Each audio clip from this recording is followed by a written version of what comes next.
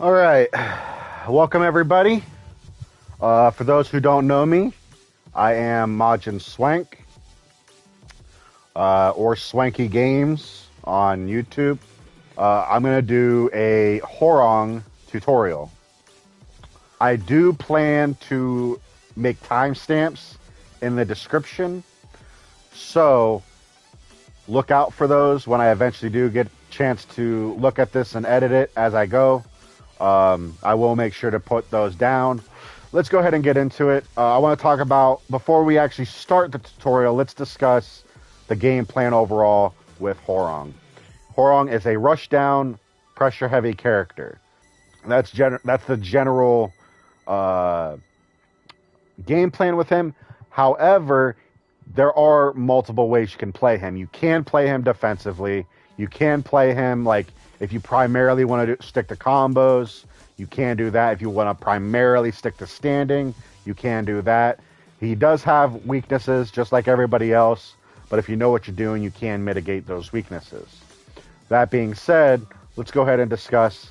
I'm going to discuss 3 big strengths, and then I'm going to discuss 3 big weaknesses. You'll notice that our dummy here is Claudio, and there is a reason for that, and I will get to that later, much later. But for now, we're just going to use him as a dummy. We have our boy Hwoarang here. What's up, Tariq? Nice to see you again. Getting back to the topic at hand, we're going to discuss his strengths, and then we're going to discuss his weaknesses. So obviously, his biggest strength probably is his pressure. He has a lot of pressure options to really mess with your opponent. He has a lot of fake frames. He gets a lot of really good frames as well. For example, even when he gets blocked, he gets a lot of plus frames. And that's the big thing that you're trying to get. You want to go after those plus frames so that if they try to retaliate, or if they duck, you can catch what they're doing, and you can potentially make them pay for the mistakes that they're making. Albeit they could be smart choices, but if it's the wrong choice, that's what you're looking for. Alright, so the next thing is going to be his combos. Hwoarang has some of the beefiest combos, period. Not to be at the strongest by any means of the imagination, but they are above average. Take, for example, his worst combo is out of Hunting Hawk. Or by worst, I mean least damaging. 59. That's pretty minor. That's pretty eh. But being at 59, it's not terrible. It's still worth throwing out if you can get that about that much damage. And 59 can make the difference between winning and losing a fight. Oh my gosh, I got Yu-Gi-Oh on the brain. And again, we'll get more into that stuff a little later. And then he has his comeback potential.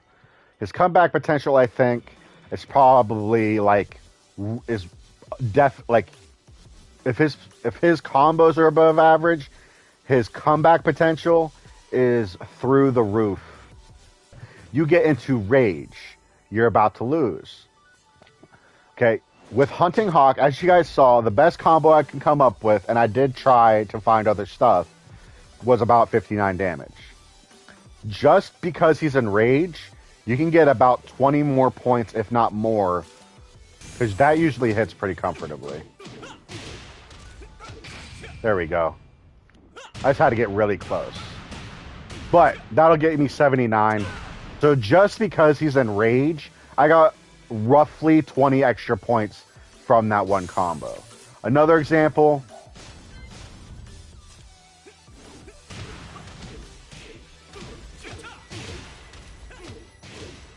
That's usually about the same. You know, pretty much no matter what you do, you're going to get about the same damage.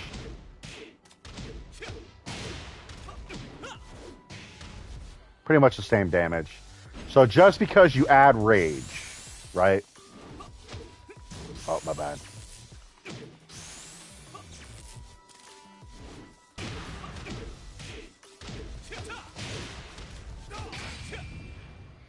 just because of rage, before we even got to the actual rage art, we had already met the same damage that we were getting without it. And then on top of that, we ended up getting 20 more points. So just because of his rage, he just gets a lot more damage. Now let's discuss his weaknesses. The biggest one, and this is probably his biggest weakness by every stretch of the imagination, is that he's extremely linear. For example,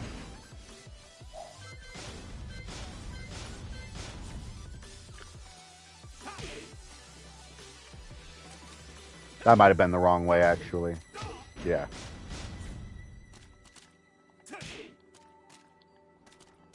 So, as you can see, this forward 4, which actually has some pretty good tracking.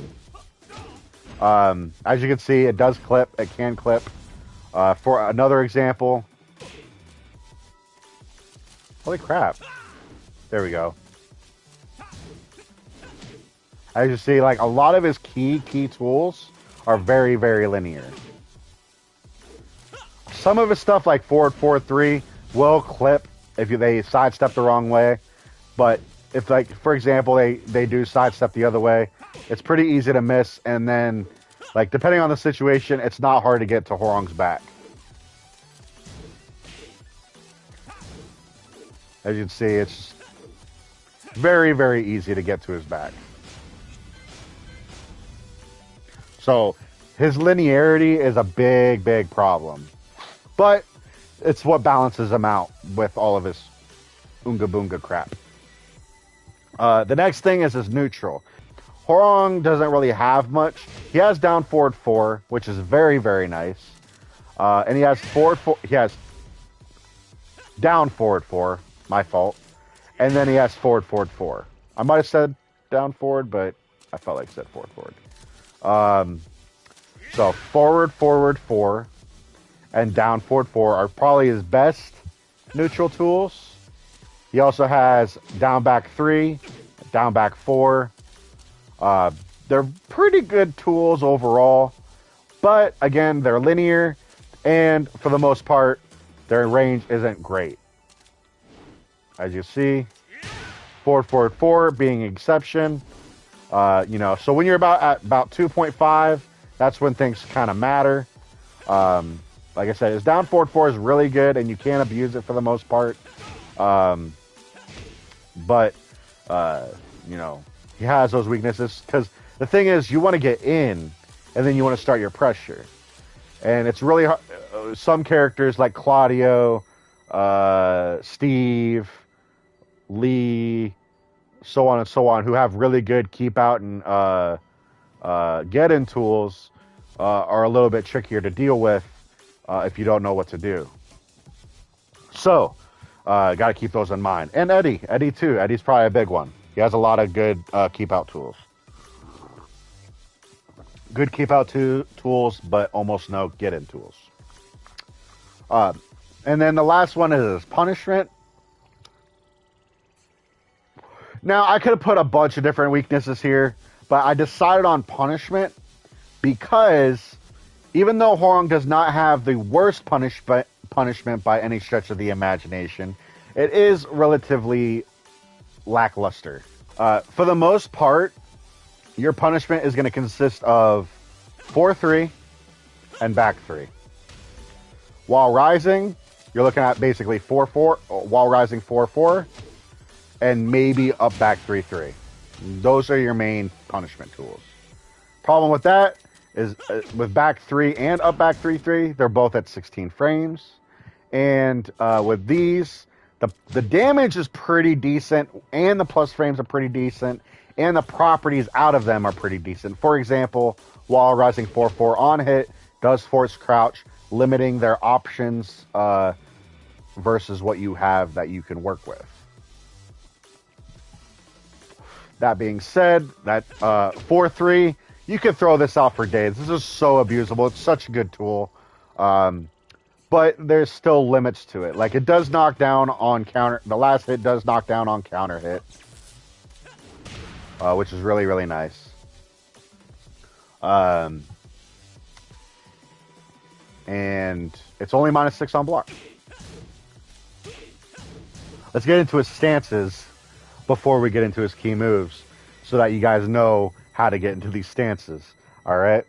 So his first stance is his left foot forward. Now, what I'm about to say is going to be very important later, but you don't have to actually really pay attention to it right this second.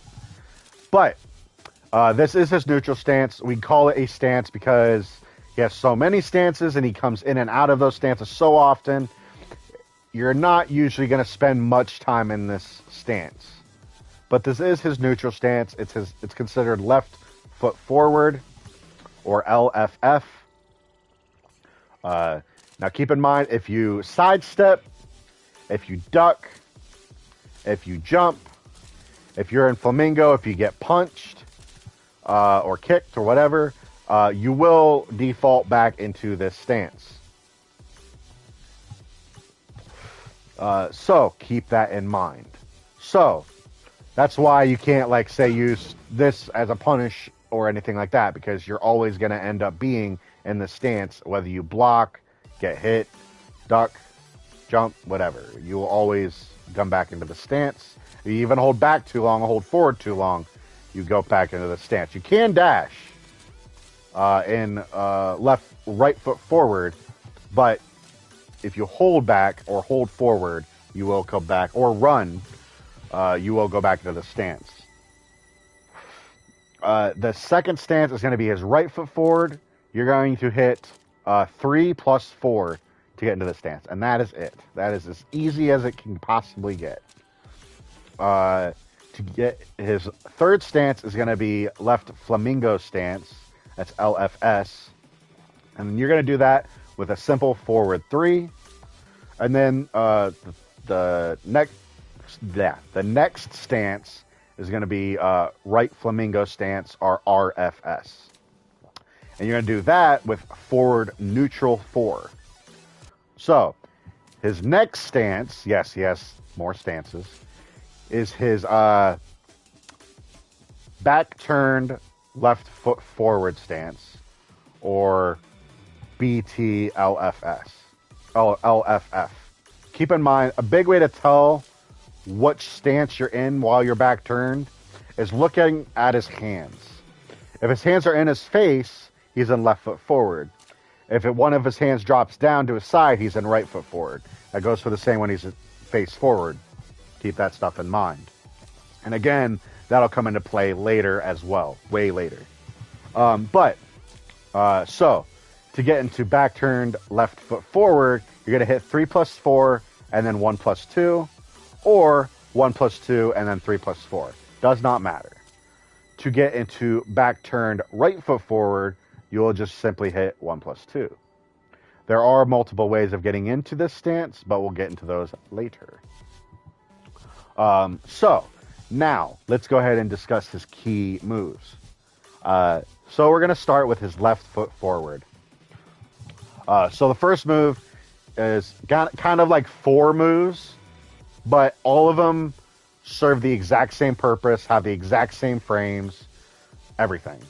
Is going to be 1, 2, 3, 1, 2, 4, 2, 3, and 2, 4. My bad. 2, 4. So, what do all these have in common? First of all, they are the easiest ways to aggressively get into stance. On to the next move, and this it's actually a move we've already discussed as well, is going to be 4-3. This move is probably one of Hwoarang's best tools in his entire arsenal as far as poking. So keep in mind as well, it doesn't show it in the move list, but you can actually hold forward to go into flamingo, and it's still +5 on hit no matter what. I believe on block, either way, it's going to be -6. So 4-3 by itself, very, very good. You can throw this out all day. Being -6, the only problem with that is that it kind of kills your momentum, but it's not entirely lost. You can do certain things with it. But, you know, so you want to be careful with it. But it is something you could just throw it out to see what happens, really. There's not a whole lot your opponent can do with that. And if they do try to duck, the second hit will hit. And if they do try to attack or duck or, like, you know, crouch jab, then you'll hit them for that knockback I showed you guys earlier. So that's nice. And that'll happen more often than you think. Another good tool, and this tool is too good not to mention, is forward 2. It's 16 frames to come out. It's mid. It's +9 on hit, and it's -2 on block. As you can see, -2 on block. So even though you lose your frame advantage, your momentum is not gone at -2 at all. And that does lead to some setups we'll discuss later. Another big one, and I almost didn't put this here, but I thought it was way too big of a move not to mention, is his forward 1+2. I felt this was really good. It's 15 frames to come out. It is -9 on block, but as you guys can see, it is a counter hit launcher. And at 15 frames, -9, you can't complain. If it does hit and you don't get counter hit, you still get +2, which isn't terrible. But it's so, because of those small things, I almost didn't put it as a key move, but it is easily one of his best counter hit tools. And you will, you know, sometimes it's nice to just throw it out and see what happens. If they block it, you're still safe. You lose your turn, but you're still safe. So very, very good move. Another move, and believe it or not, this move is not even in the move list, and you can check for yourself, is down 4-2. This is the move I mentioned earlier when we were discussing his weakness and punishment. Down 4-2 has very crap range. As you can see, I could be a little before 2, about 2, and I still miss. You know, in some characters, you could be even closer, and you'll still miss. Other characters, you could be a little farther and hit, but it's very unlikely. You usually like characters that have their hand out or something. Usually, you'll clip them. But the cool part is, it's safe. It's -7 on block, and if you get it, it does give you slightly above average damage, even without rage. 69 or 67 if you do the Oki go for Oki.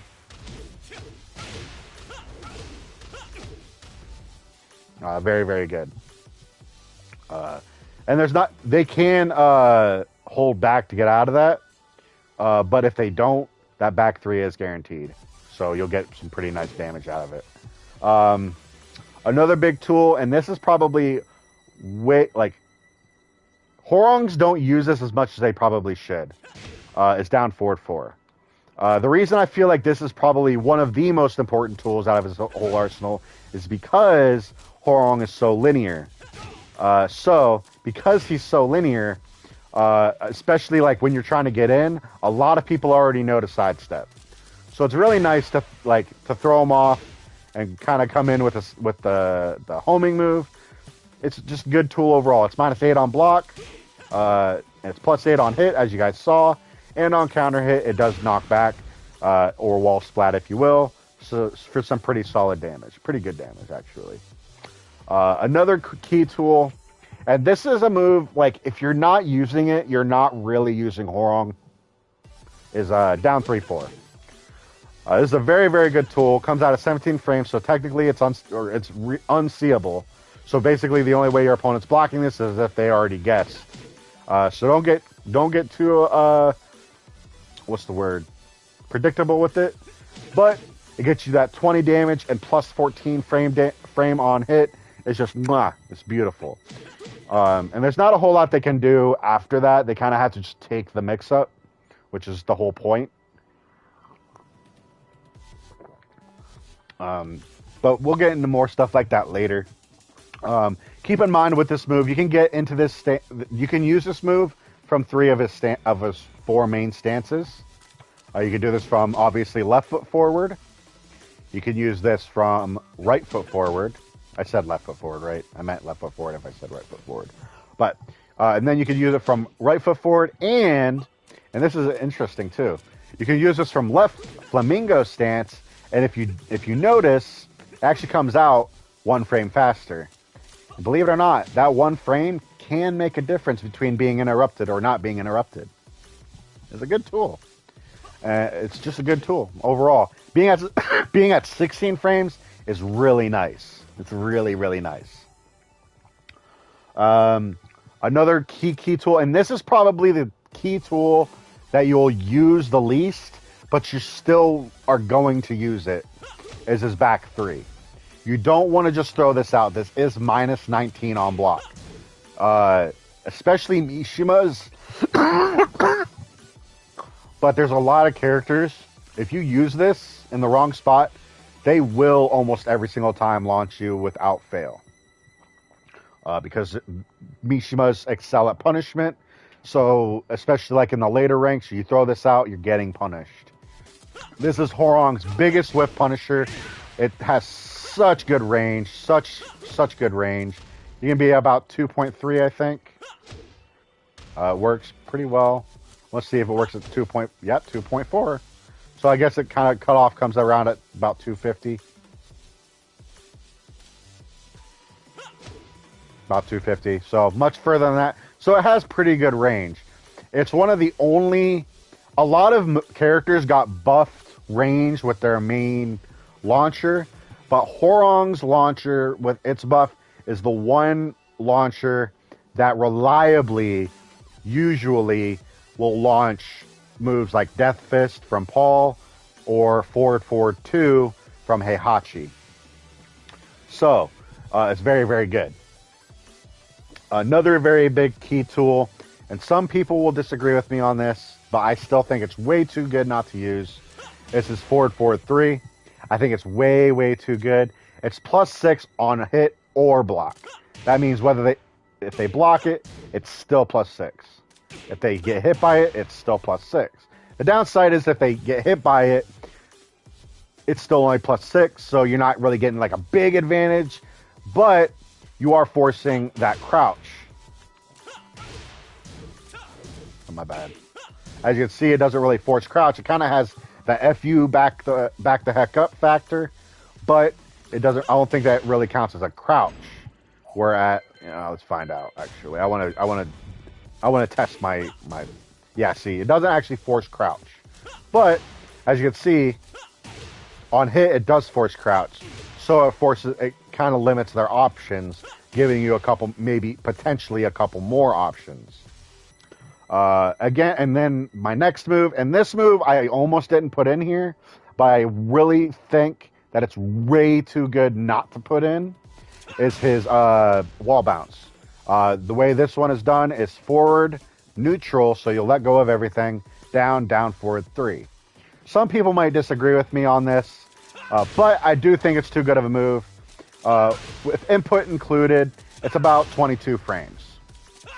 Even without that, though, it's +4 on block. Let's keep that in mind. It's +4 on block. It comes out about 22 to 25 frames. It's unfortunate you can't buffer it, which sucks, but usually it's a get-in tool. It's a good get-in tool. If your opponent's not sidestepping, this is a nice way to like get in there a little bit quicker, a little bit safer, and get some frame advantage rather than the frame advantage you would usually lose from your main get-in tool, which we'll get into later. And then the last tool that I felt I wanted to throw in here was obviously to me, is this JFSR. I feel like this move is too good.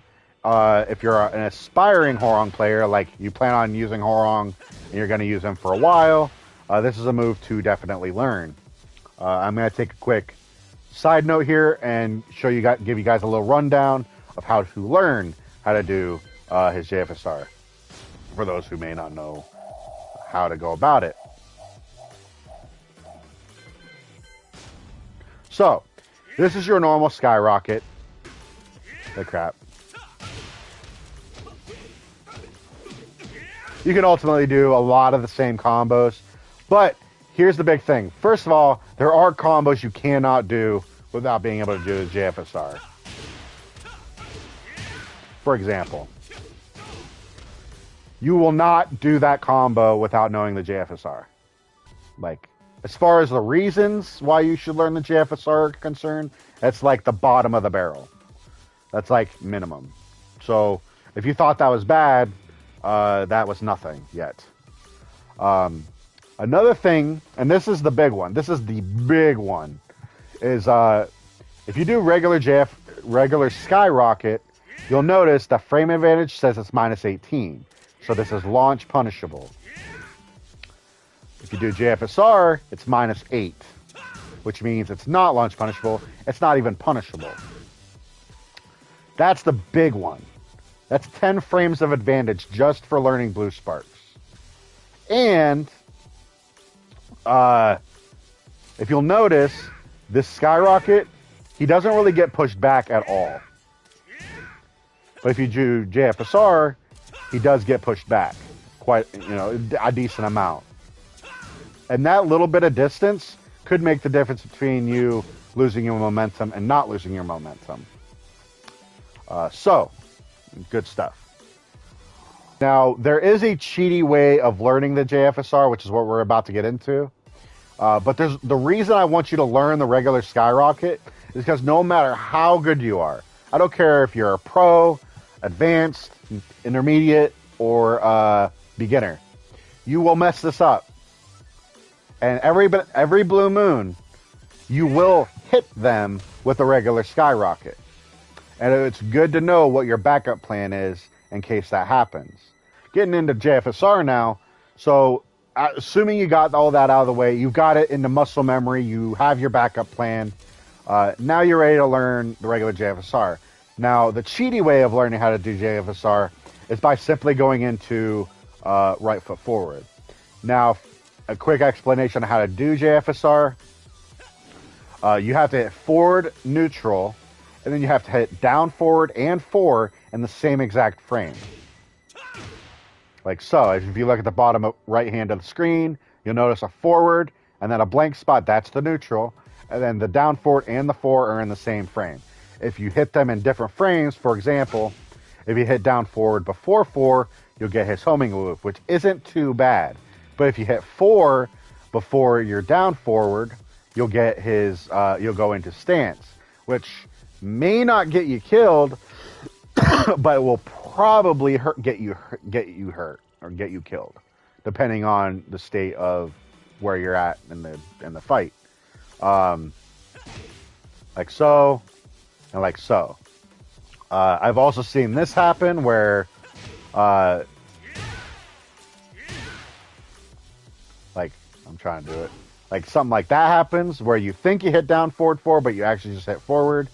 That just means that you're trying to rush it too much and you're hitting the wrong button.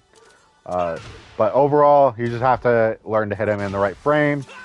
So how do you learn to do this cheaty? Well, if you go into right foot forward, you'll notice that as long as you don't hit down and you hit down forward before you hit 4, you don't have to hit them in the same frame. For example, as you can see at the bottom right hand of the screen, I hit forward, neutral, and then I hit down forward, and then I hit 4. And I was still able to get JFSR. Now, the reason I say you don't want to use this as your primary way of getting JFSR, because it's very nice to be able to throw this out when you need a hard-hitting launcher. Because even though the launcher itself only does 18 damage, the launcher itself will allow you for some big damage. This launcher by itself will definitely get you above 100, give or take the situation. However, in the grand scheme of things, this is a good learning curve, because if you do what I just said, you practice it 5 times.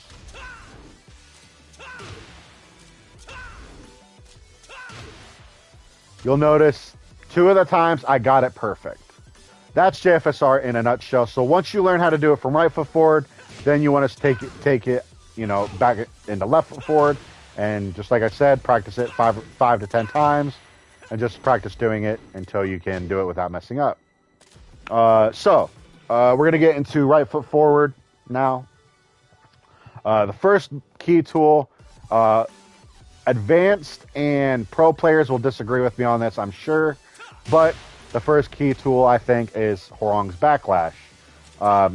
As you get further into the ranks, this becomes less and less viable. But it's still usable if you know when and how to use it. So you can get pretty good damage out of it. Even the staple. Trying to remember what it is. Oh, right. Does about the same damage. About mid-70s. The next move is going to be your forward 3. This move is awesome. Now I'll mention this later. I'll just save that for later. But he has forward 3. The reason this is so good is because usually it's going to hit about 16 or 15 frames. Usually you're going to get about 15 frames. That's pretty common.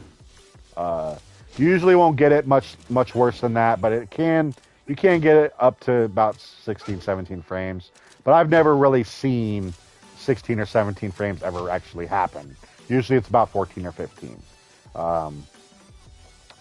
But getting back to the topic at hand, 4-3 is really, really good. Even on block, you get plus 12, which is really nice. So basically your opponent has to take the mix-up from that, no matter what. As you see on hit, that's plus 17. Now, keep in mind, nothing out of this is guaranteed at all. It just means they have to take that mix-up. So it's a very, very good tool. Also, keep in mind, if you hold back, you can go into back turned right foot forward. There's a reason I mentioned that, just to kind of get that out of the way now.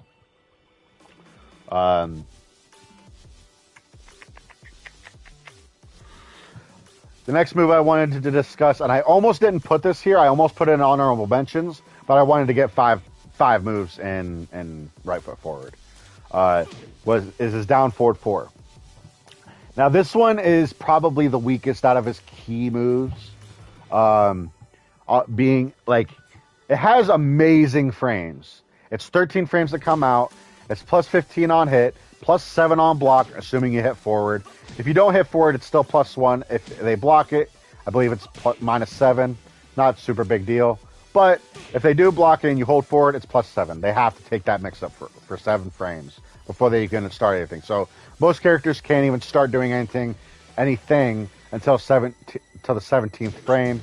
Nothing will connect. So like back 3 is pretty much a guaranteed move.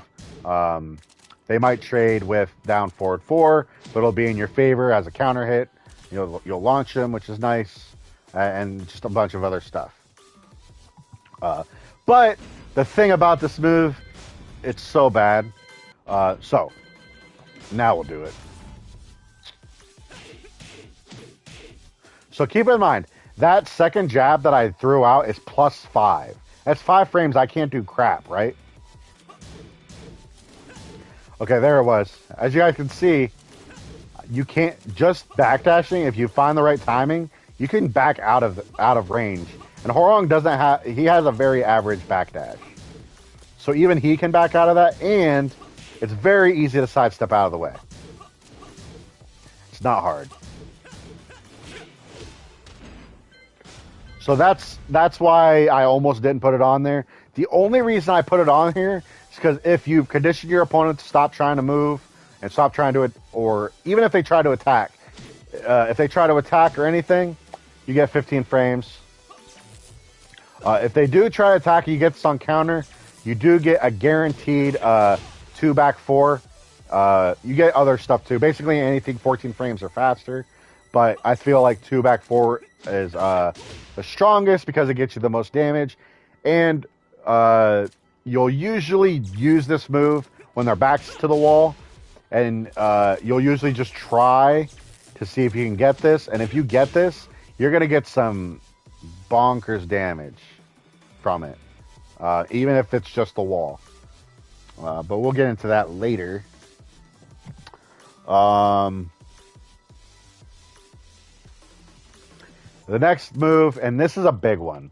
I actually need to use this move a lot, but you'll see almost a lot of the big boy Hwoarang players love this move, is back 2.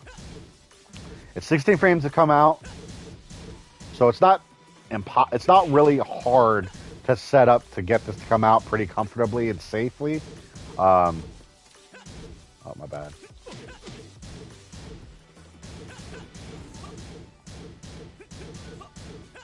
You know, for example.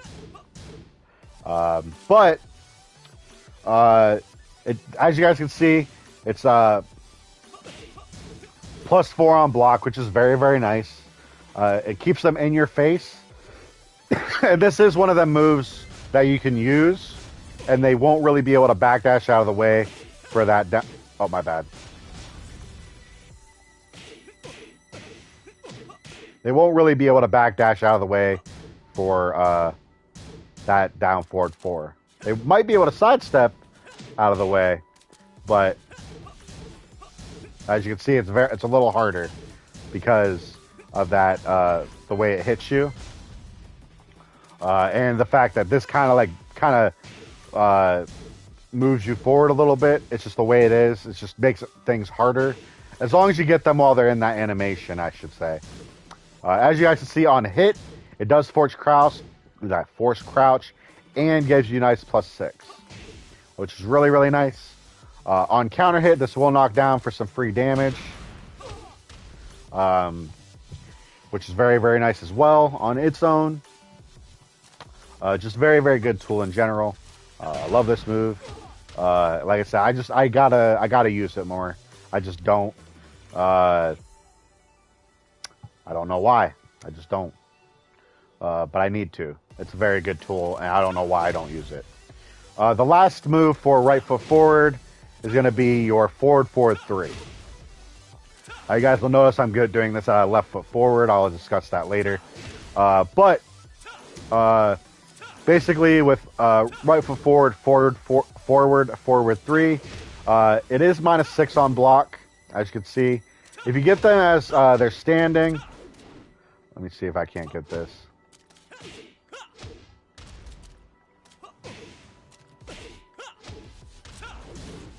As you see, if you get them on get up, it changes to -4, which is really nice, and it kind of has that pushback animation when they block it, so it kind of gives you.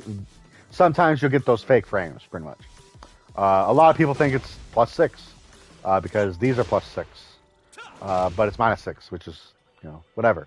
But the reason I feel like this is a key move is because. Granted, you're airborne and you can get hit out of this. It's because it has such good range. Like, I can hit from 4 pretty comfortably. And if it hits, you get a free back 3. That's guaranteed. Or if you're fast enough, my bad, you get a free forward 3, which is also nice. Another thing is it low crushes, obviously.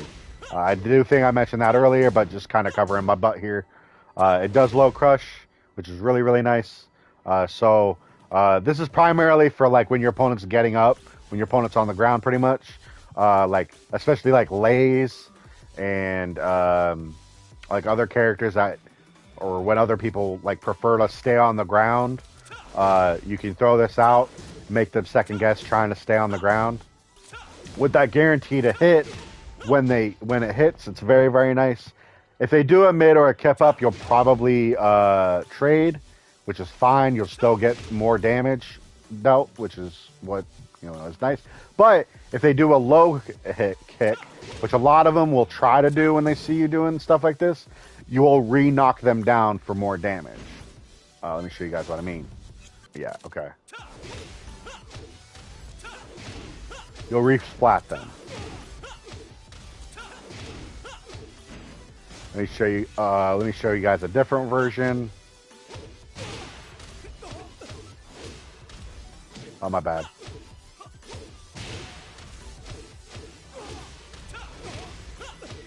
You get, so because of those, because of just small things like that, that's why I feel like it's a key move. And even if you throw it out in the open, it's -6. It's safe. And it's a good get-in tool on its own. Because when people see, like, So you guys will notice I'm doing this out of left foot forward. Because if you hit 4 and 3 plus 4, and this is going to be a key thing later, so you might want to pay attention to this. But if you hit 4, 3 plus 4, that counts as a forward motion. So what you have to do is hit forward one more time, and you can do your forward moves from, that would be from right foot forward, for example. Also, if you're in your opponent's face, you can do his wall running moves that way too. Pretty easily, pretty comfortably. So that's just a nice little tidbit. That's it for his right foot forward key moves. Now we're going to get into his left flamingo key moves.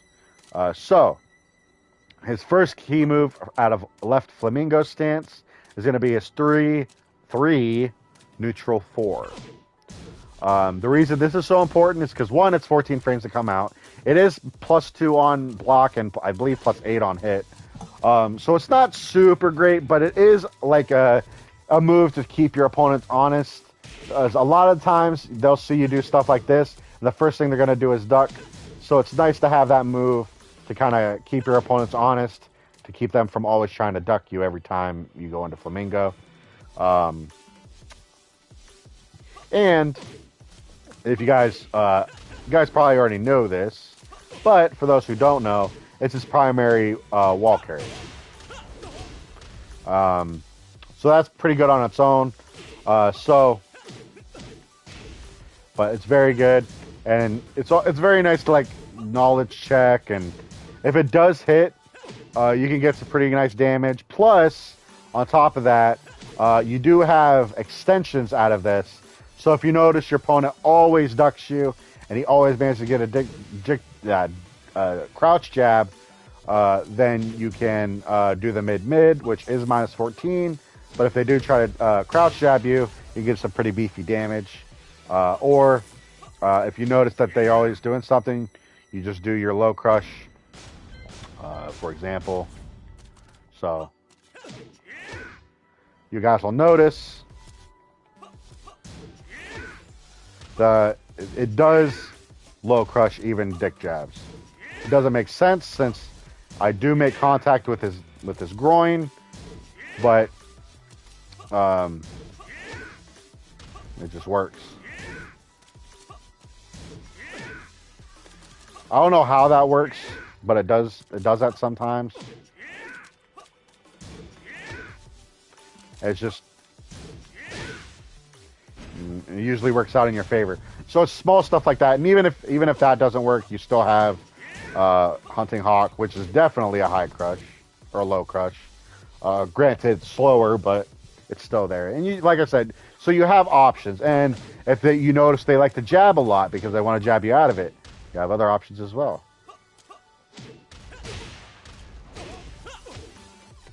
So that's why it's so good, because even though the frame advantage isn't particularly in your favor, it does lead to a lot of mix-ups, knowledge checking, and it can lead you to learning more about your opponent's habits.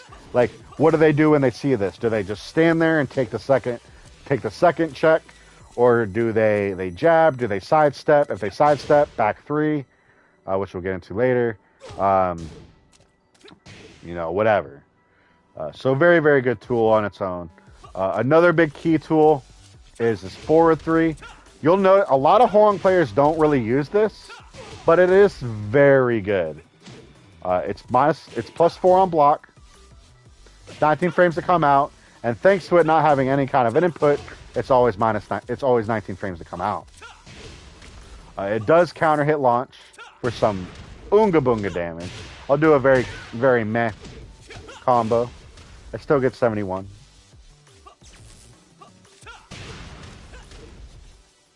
Really?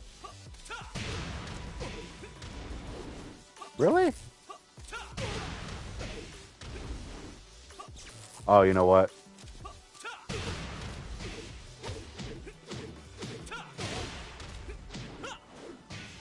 Pretty good damage. Pretty alright damage, no matter what. Either way. So pretty good damage for a forward 3. For the forward 3. And the cool part about this is out of a forward 3 from right foot forward, This is uninterruptible. So if they do try to attack you, or if they duck, that's free damage. And it's uninterruptible. Because you see you got, even if they block it, plus 12, 19 frames. So the fastest move would have to be 5 frames. I believe.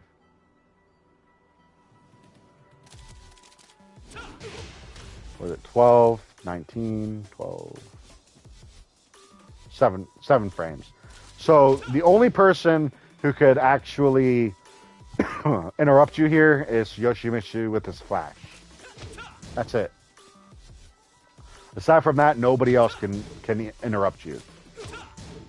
And because of the high frames, they can't even sidestep.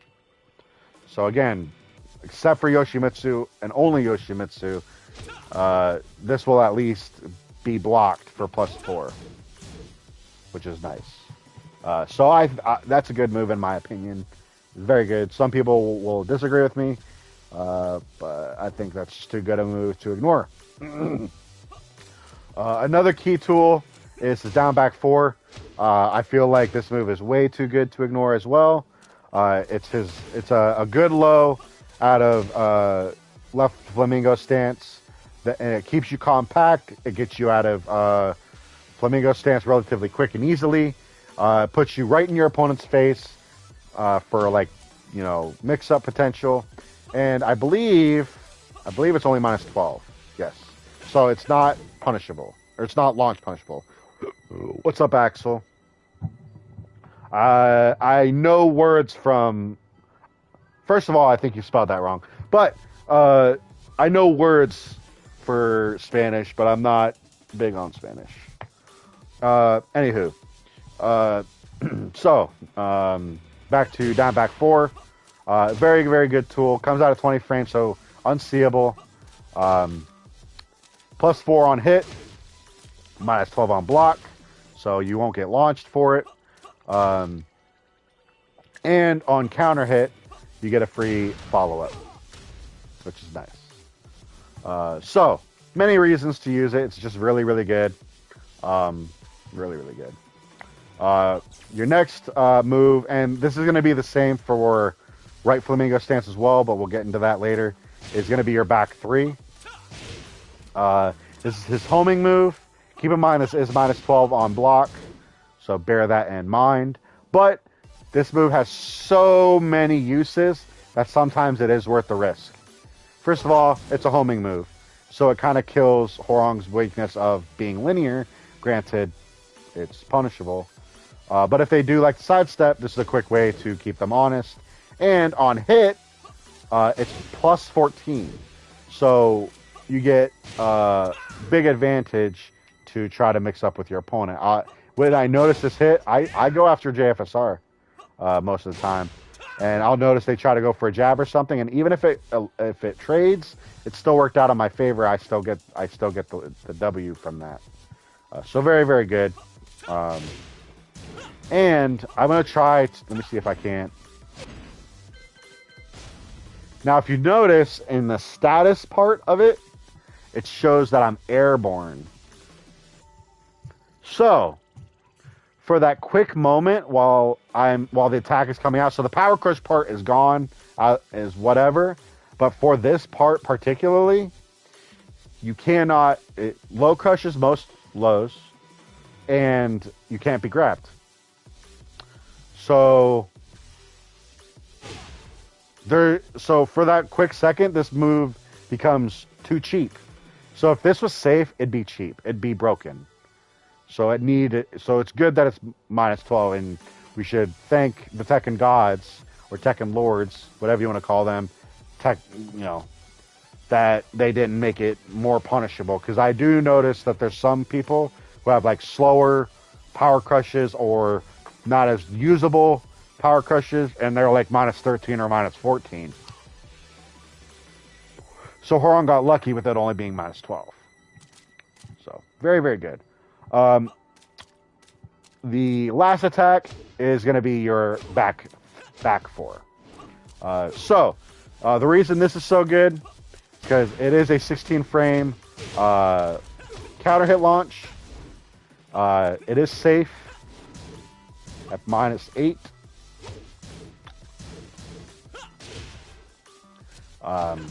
And like I said, it does launch on counter for some pretty decent damage. That was just a whatever combo, but still pretty decent damage nonetheless. I think that's too good. A lot of Hwoarang players don't use it. I've been starting to use it a lot more recently, and I have noticed I hit people with this a lot more than I feel like I should be. Because people like to challenge Hwoarang's flamingo stance. So you'd be surprised how often this does hit. Even if it only just hits, you still get +7 on hit. You know.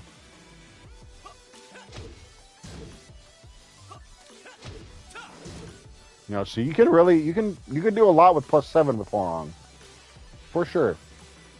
They could try to back up, but if you already anticipate it, you can do a lot. So we're getting into his right flamingo stance key moves, and then we'll move on to his honorable mentions. I know this is taking a while. I just want to make sure that I cover everything. And like I said, later on, I will make it a point to edit this so that this isn't so long. Tony Skittle live streams. Thank you, man. I appreciate it. I'm trying to make it as thorough as I possibly can, albeit it is running a little long. But anywho, so let's go ahead and get into his right flamingo stuff. So the first move is forward 4. I am doing good, Tony. I appreciate the conversation. I am doing good. I just got off of work. I'm off for 2 days. I'm excited. I'm going to be playing Tekken all day. And yeah, so thank you for coming by, man. How are you doing? So forward 4 by itself is really good. It's damn near broken. It is damn near broken. First of all, decent range. Even if you're a little far back and the first hit doesn't hit, guess what? You still got 2 hits. And the cool part about this is that it's +1 on block. As you can see, like if you wait, it turns into whatever frames, and like based on like the angle and stuff like that, it does change. But for the most part, it's always going to be +1 on block, which is really nice. So again, I did mention this earlier. You'll notice a lot of Hwoarang players will throw it out randomly to get blocked, and then they'll throw it out again and get a nice little counter hit launch. And this does some bull crap damage. Like, for example, his staple combo. I'll just do quick little... yeah, me too.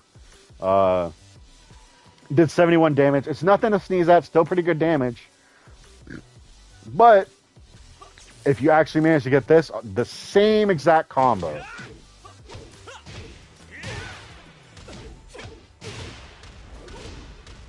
$14 more damage. 14 more damage from an 8-frame floppy kick. Granted, it has to be on counter. Still hurts, and you'll be surprised at even if this doesn't hit, this still does pretty decent damage on its own. You're not going to get 70 damage, or I guess I don't really need to do that.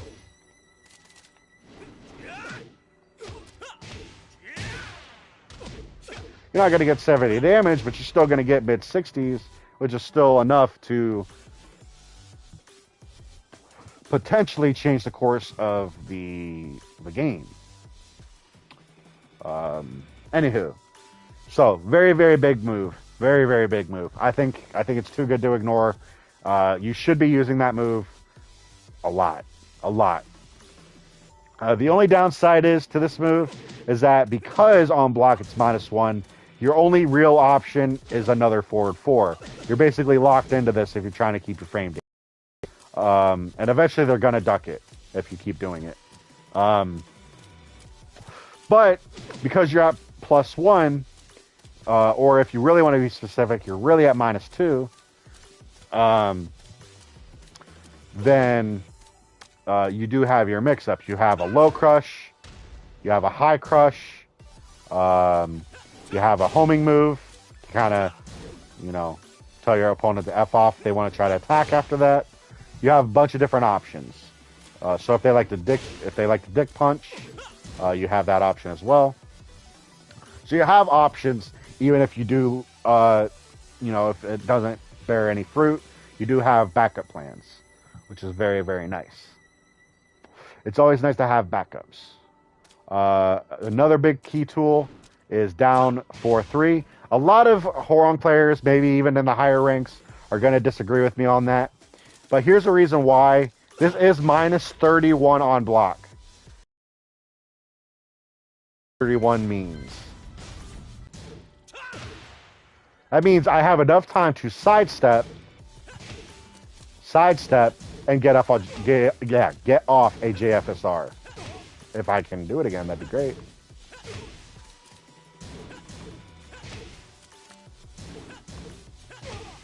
Holy crap. There we go. Minus 31 can be a big problem if your opponent's on the ball.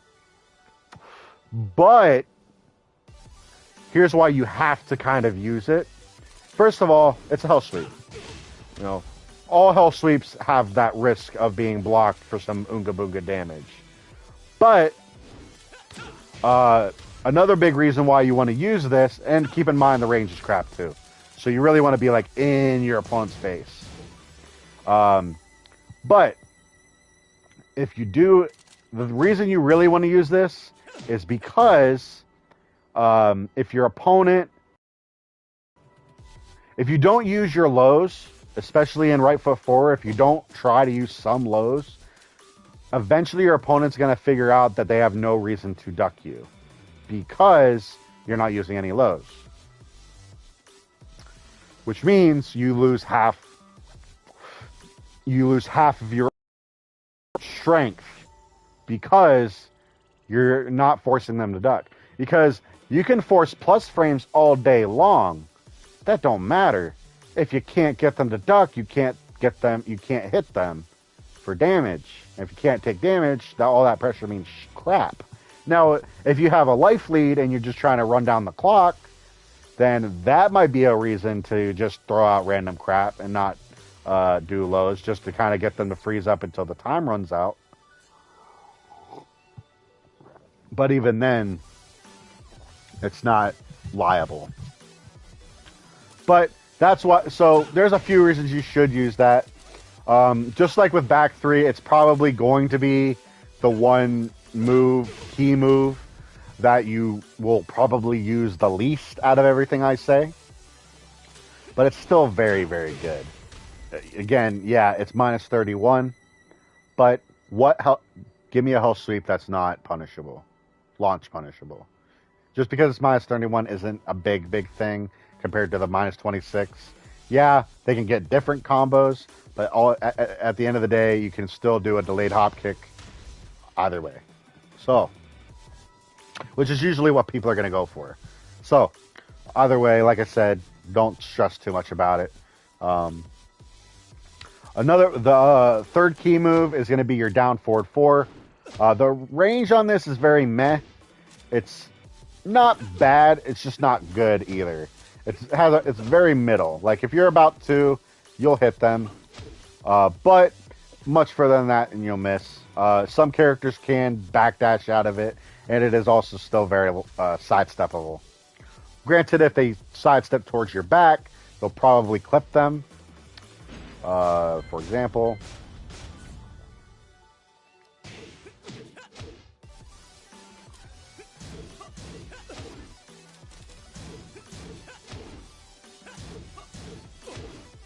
Let me try to find something that'll allow a little bit more of a sidestep here. Oh yeah.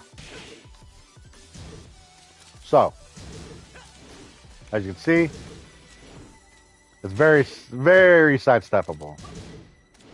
But it is if they're not like right in your face.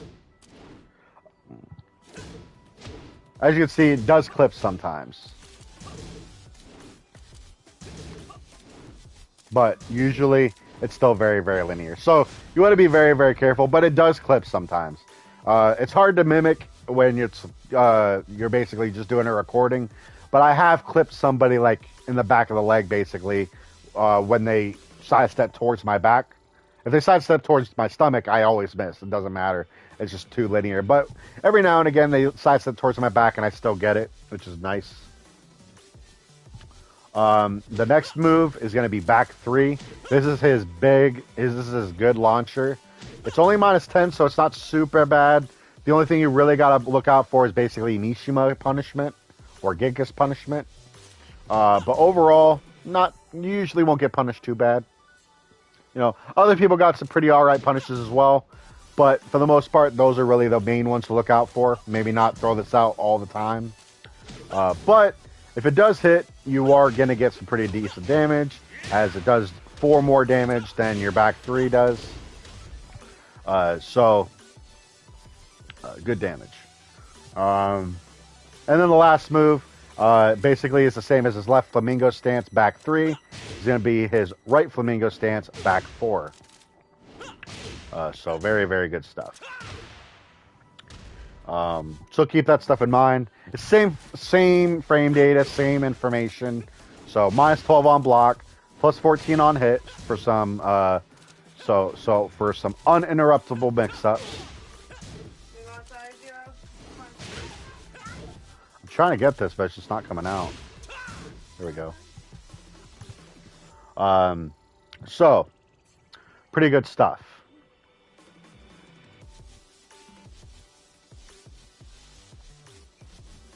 You're good. Sister's just letting the dog out. He's been cooped up for a bit. I'm pretty sure this is going on like probably close to 2 hours. So, gotta kind of get moving here. What is this? I don't know what that is. So those are just key moves. Sorry that took a while. I can't say they're his key moves and then not explain why they're key. You know what I'm saying? It's like I can go through his honorable mentions and not really go into much detail. So we will be moving a bit faster here from now on. But it's like you can't say something is his key move without giving an explanation, you know? But so that's why that took a bit. This should move along, or we should move along a little bit faster now. And we haven't even gotten to his freaking punishment. I hate my life. Okay, so let's just go straight into his honorable mentions here. So his first honorable mention is basically 2-4-3. Basically, this is just to keep your opponent honest. If you notice that they like to duck, this is a good way to do it.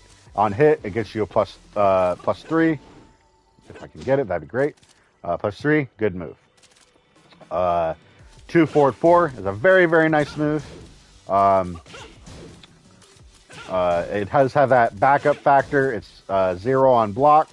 So throw this out every now and again. If you notice they like to run in, back 3.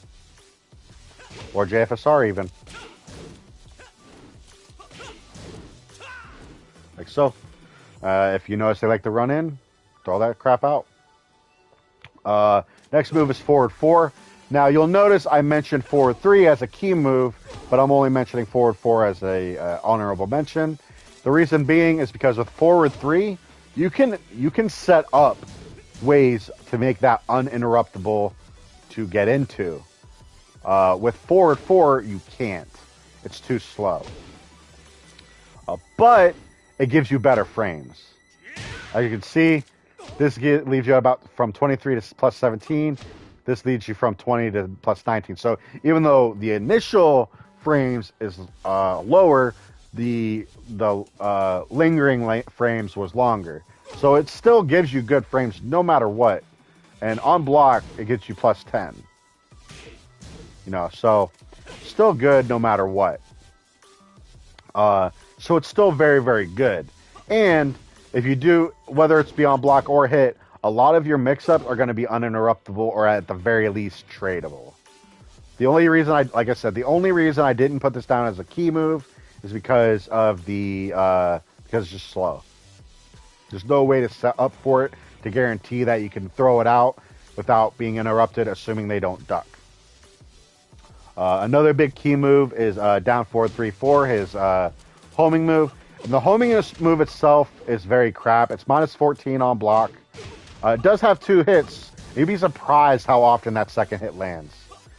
But it's mostly for, believe it or not, the cancel. Because, for those who may not know, you cannot block in Flamingo. You have to outsmart your opponent. I could say that sentence today. You have to outsmart your opponent with left Flamingo and right Flamingo. So, it's nice to have a little bit of defense with your offense. And they'll usually see that, and they'll usually stay standing because they think you're going for your mix-up, and you go after your low mix-up instead. You'd be surprised how often that works. But if, like, you know, say you've done it a few times and they kind of already expect it, then you throw it out, and you get some nice damage for them trying to duck and be smarter than you. So, good move. Another good move is his down back 3. It's just a quick little low poke. Never hurts to have a quick little low poke. It's unseeable. It is 0 on hit, minus 13 on block. It gives you plus 7, I believe, on counter hit, which is nice. But that's irrelevant. But it's a nice little low poke. It does high crush. Down back 4. I feel like this is a really good move. I almost put this in key moves, but the reason I didn't is because it's plus 3 on hit, which sounds good because you could go in straight into floppy kicks. But really, unless, like, to be uninterrupted, that's like your only option. And then from there, then you're back to being able to be interrupted. So you basically have to commit.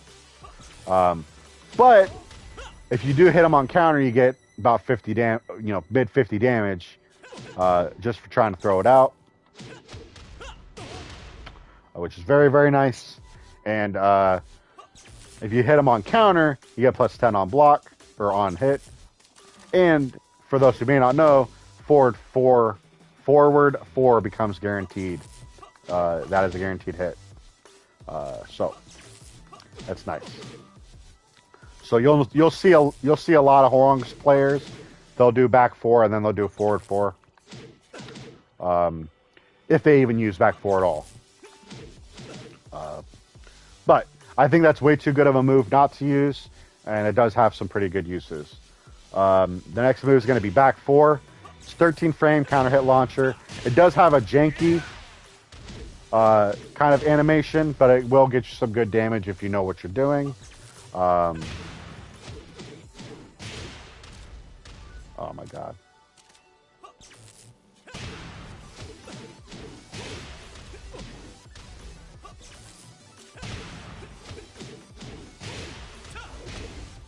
Whatever. Still gets you about 60 damage. Usually you can get more than that, but I'm not going to sit here all day trying to figure that out. But it's still pretty decent damage, you know? And you can't go wrong with that, you know? Whatever. It works.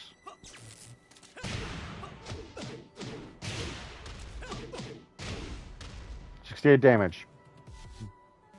It works. And that combo will work on pretty much everybody. The combo I did first will not work on the smaller females because their hitbox is so low the backlash will almost always miss. But still good move overall nonetheless. Up 3+4 is orbital. It's an orbital. Can't go wrong with an orbital. Orbitals are deceiving and they are very effective. You can get a lot more damage than that. I just didn't want to take all day doing that. Another key honorable mention is his Hunting Hawk. It's safe at -8. The only reason it's not a key move is because it's freaking 28 frames to come out, which means if you just throw this out, you're good chance of being punched out of it for damage yourself. Of course, being in the air, the damage will be mitigated, but you can still, it's still pretty interruptible. But you can get some pretty good damage if you notice your opponent likes to duck a lot. Then might be nice to throw that out every now and again. Oh, thank you, man. I appreciate it. The next honorable mention is up forward 444. This move. You'll see a lot of like intermediate Hwoarangs use it, and that's pretty much it. But this move is actually very good for multiple reasons. First off, it's a mix-up on its own. You could stop at any point here. Thank you, Tony. I appreciate it. As you might notice, the low is getting blocked, and it's still +1.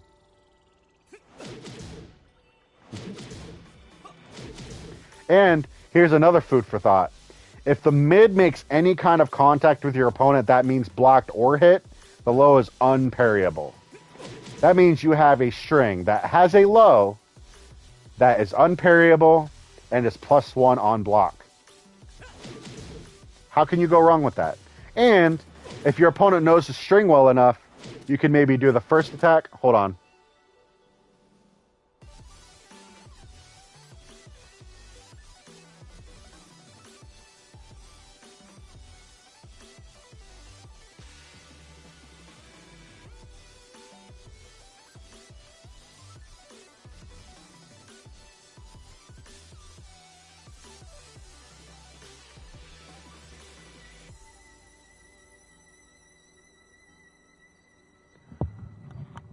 Sorry, my niece came in looking for her stuff. I was trying to like tell her like, hey, don't get in front of the camera. Anyways, it's one thing for me to expose myself. It's a different for her. She's not my kid or me. Anywho, back to up forward 444. So basically, if they know the string, this is a nice little way to knowledge check your opponent as well. So say you do just the first hit and you see them duck. That's a very good way to just kind of throw a back three. And if they duck at all, you're pretty much hitting them. Like, oh, my bad. Kind of defeated the purpose there. Like, they have to be very quick. And then, if they are being that quick, throw out the other one. Like, again, they have to be so quick. And if they do stand up, guess what you get to do? A different mix-up. Really? Really? So if they do it, like, they have to be, like, on it. Because as you can see, like, who do you know that knows how to do that? I don't know anybody who does that. So the mix-up becomes so strong that your opponent has to really think about what their next action is to not get hit out of that. So it's a very strong tool. The only reason I didn't put it as a key tool is because it's 22 frames to come out and you're airborne right in their face. So it's not hard to get punched out of this. And there's no way to set up to make it guaranteed so that you won't get interrupted. But it's still a very, very good tool. Another key tool, another honorable mention, I should say, my fault, is this forward, forward, forward. Now, you might think, a lot of Hwoarang players use this move. Most Hwoarang players use this move. If not, every Hwoarang player uses this move. Why isn't it a key tool rather than forward, forward, 3? The reason is because, one, it's stupid linear. Stupid linear. It is a solid get-in tool. I'll give you that. Hwoarang actually has an ability that a lot, if not most characters, have. My bad.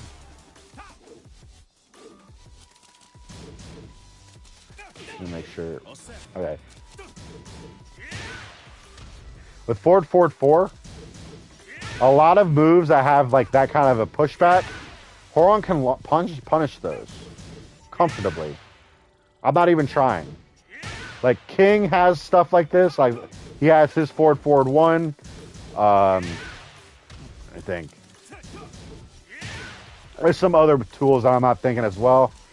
But, like, if you see this 12-frame punish, you can use this forward, forward 4 pretty comfortably to punish every single time, to let them know, if you throw that out, I'm getting some damage out of it, you know, if I block it. So very, very good tool, in my opinion. Just very, very good. The only problem, like I said, is very linear, and if it's blocked, you lose your turn. Whereas, unlike 4-4-3, granted it's still linear and it's slower, if whether it gets blocked or hit, you're at +6. So no matter what, aside from them being forced crouch, the situation remains the same. So you'll probably almost always do the same thing after forward 3. Whereas 4-4-4, you have to adjust based on what happened. So that's why I changed. That's why I put it in honorable mentions instead of a key tool. And as you guys know as well, if you play Hwoarang, you're pretty much using 4-4-4 for a lot of his combos, if not most of his combos. So that's why, like I said, that's the only reason I didn't put it in key moves, is just because you would use it for situational opportunities, not just throwing it out. All of his key moves, to a point, aside from back 3, you can use pretty much just throw them out with little to no risk. Another honorable mention is his running 3. Can't go wrong with this. Again, it's very, very, very, very linear, just like everything else he has. But on block, it's +6. The only reason it's showing +7 is because of how I'm hitting him as he's getting up. And by it, I guess I have to. As you see, it's always +6. And if they try to get up the wrong way, you can get some pretty good damage. If they don't roll back, you get a free back 3. And I'm not even sure if they can roll back. I think they could tap it, but I think if they're holding back, they won't roll back. I don't know how that works, but it works. That works. That will work. This is a very, very good tool overall. The only reason I didn't put in key moves is because you can honestly play Hwoarang without it. It's just still a good tool. Some of these honorable mentions you really can't play Hwoarang effectively without. It's just because of how situational the moves are, is why they're still in honorable mentions and not key moves. For example, 4-4-4. You can throw it out, but you're going to lose your turn if it's blocked. It's safe, and there's not very much risk aside from being sidestepped, but it's just, I don't know. I don't really use it as like a get-in tool very much. This isn't really a get-in tool for me. I always go for full wall crouch dash 3, forward 4-3, or running 3. Those are my big 3 get-in tools. Forward 4-4 is like, because it's nice that you get into right foot forward, but you lose your turn, so it's like whatever, you know. The next honorable mention is going to be Wall Rising 4-4. I feel like this needs no reason, really. It's 11 frame, mid, gives you +4 on block. I believe it's -4 on block? -5 on block. So very, very good. Safe. If on hit, it does force crouch on your opponent, which is nice. It's just good overall. And then the last honorable mention from left foot forward is the sidestep 4. It's a very, very good tool. It is -13 on block, so Mishima, or Kazuya specifically, will launch it. Other characters will get pretty good damage. But on hit, it's +5. And on counter hit, you will get you will get a launch for it, albeit maybe not very strong, but still decent. Pretty much no matter what. I think that way you have to be a little bit specific. Oh, my bad.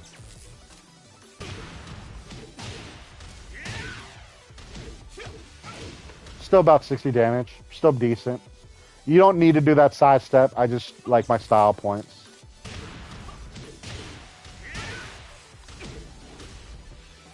Really. Oh, I know what I'm trying to do now.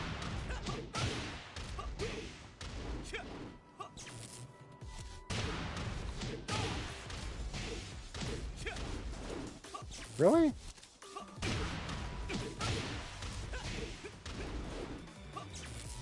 Interesting.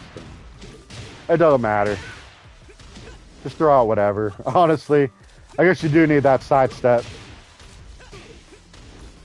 But still, doing that sidestep really isn't difficult. It really isn't. Like, by then you know what your situation is and you know how to adjust. So it's not too bad. But either way, you still get about 60 damage. Pretty good stuff. Nothing to sneeze at. So for his right foot forward key moves, I did 2-4 forward. The reason I didn't put this as a key move, or honorable mention, my fault. It's an honorable mention, not a key move. Everything I've been saying since I started left foot forward a second time has been honorable mentions. So I'm sure I've said key moves a bunch, but I meant honorable mentions. Same with this. This is an honorable mention. 2-4 forward. The reason I like this move so much, it is a high. It can be ducked, obviously. Just look at those plus frames. And look, even if he blocks it, +7. Can't go wrong with that. I have no complaints with that.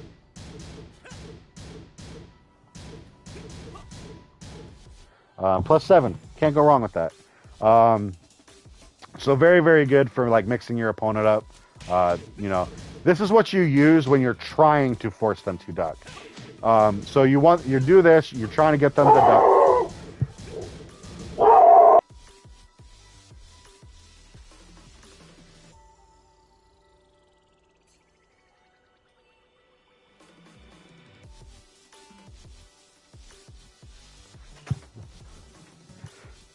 My sister walked outside, he starts barking at her. Come here, buddy. Come here. Get up here. Come on. Come on, chill out. Come on, up over here. Come on. You can chill in timeout. Lay down. You're in timeout. You're not in trouble, but I want you not to do that. Okay? Good boy. Alright, sorry about that. You saw my sister walking around outside. He loves to do that, and usually I'm okay with it, but because I'm trying to stream, I don't, and you know, he just barks right behind me. It freaks me out. But I don't want you to do that. I don't want you to do that. So my bad, guys. I'll probably edit that out later. So what was it? Oh yeah, 2-4, 2-4 forward. Good move. Can't go wrong with it. It's high, which is unfortunate. You know, can't be ducked, but I do believe it jails.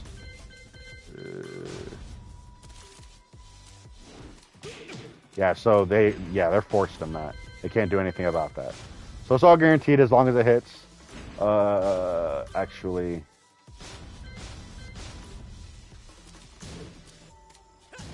yeah, see, they, like, the first 2 hits, they can't do anything, and then if they do try to duck, and that's why you're trying to get them to duck, is because if they do, you launch them for some good damage. The next move is going to be 3. Some people might disagree with me, but this, I feel like 3 by itself is a good move, as an honorable mention. The reason being is because you have these extensions, which you really shouldn't use, but most people know this string, right? So you throw this out, most people are going to duck, right? So you throw this out, they duck, back 3. I'll show you guys an example real quick.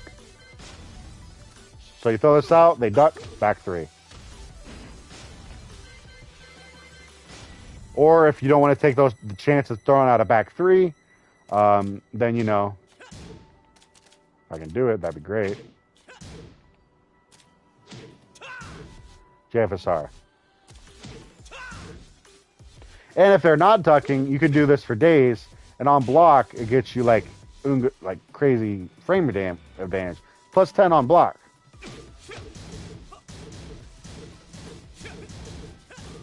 Can't complain with that.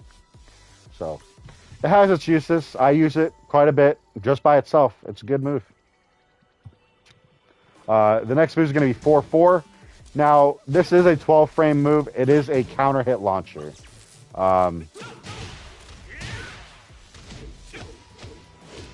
Gets you some pretty good damage.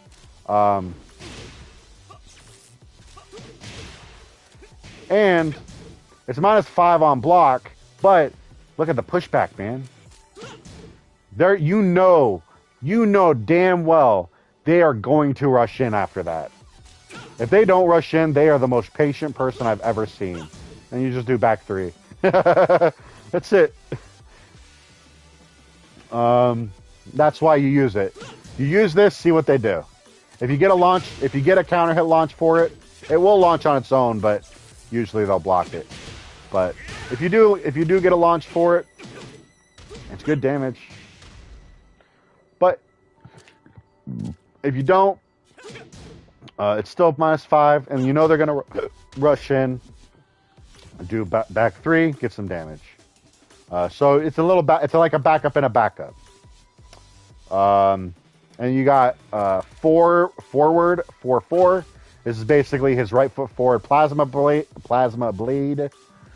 which is the same as his back 3. It is 18 frames that come out, which is slower, but it's -13 on block, which makes it safer. So slower, but safer. So nothing to sneeze at. And the combos you can get out of this is pretty awesome, actually. You can actually get backlash out of this.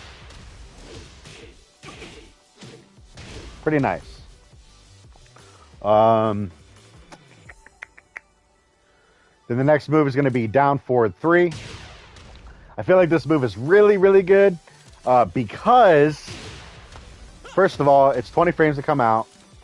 It's -9 on block, I believe. So you will lose your turn, but it's safe. And if you know they're going to try to jab, you can try to go for a low crush and see if, or a high crush, see if you get lucky. But overall, it's still a good move.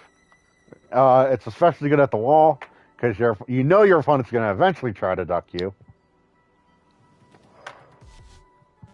Or after rage drive, you throw this out, back 3 is guaranteed. Or 4-4-3. Oh, my bad. If you're slow at that, they might get up before you can pop that off. That's why I still would say stick to back 3. But overall, not a bad option. Let's see. Oh yeah, so the next move, I almost didn't put this as an honorable mention, but it does have a really good use, especially at the wall, which is down 4. It's a pretty okay move. It's not great. Its range is atrocious. Let's be real here. Like, it has terrible range. Terrible range. But when it does hit, which is, again, you'll usually do it at the wall, or if your opponent likes to stay on the ground, it's +5 on block, or on hit. I believe it's only -12 on block, -11 on block. So it's even safer. So they can only do a Hwoarang Rising 4, or like Lei and Lee might be able to do a 3. But those are -5, so you still get your frame advantage either way. So in that case, it might actually be beneficial to get punished if you like your frame data. Like me. So very good. It's pretty good. Like I said, it's not very good, and it's definitely not a move to use all the time by any stretch of the imagination. But it's still a good move. It's still a pretty solid move in and of itself. If it did have range, honestly, this would be kind of broken at +5. 19 frames to come out, so unseeable. And I know, like, the range is bad, but you can still be some distance and it's still hit. Like, it's not like back 1. Like, back 1, they almost need to be walking into you, or down 4-2. It's got a little bit of range. But it's still just like, you can't really set up into this either. It's okay. The next move is going to be back 3. It's just like your back 4. And it does counter hit launches as well. You can get some pretty decent damage out of it. Pretty good damage actually. Oh, my bad.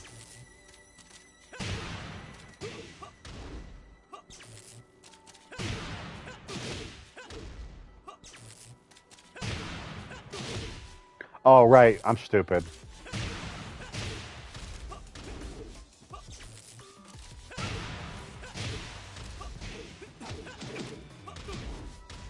You can get something like that. Sometimes that'll work. My bad.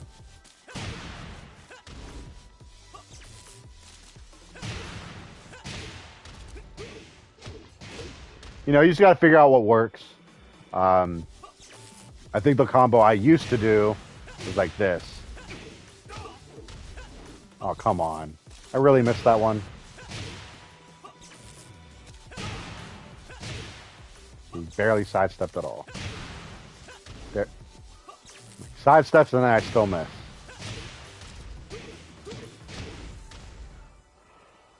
Well, you guys get the idea. It's damage. You know?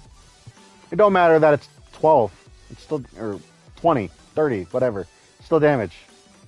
And it's 13 frames. So you know, even, you know.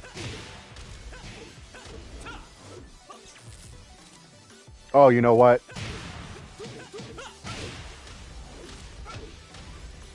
Gets you good mix-ups. And that 4 back turn is guaranteed, which we'll get into in a bit. But overall, pretty good stuff. Like I said, it's safe. It's -7 on block. I believe it's -7. Yeah. Same with the back 4 that I mentioned earlier. I've forgotten to mention that it's -7.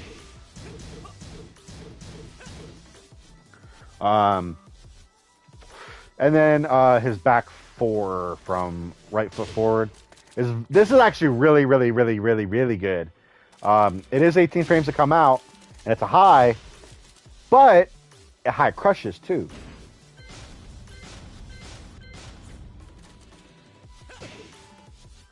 So, as you can see, it will high crush.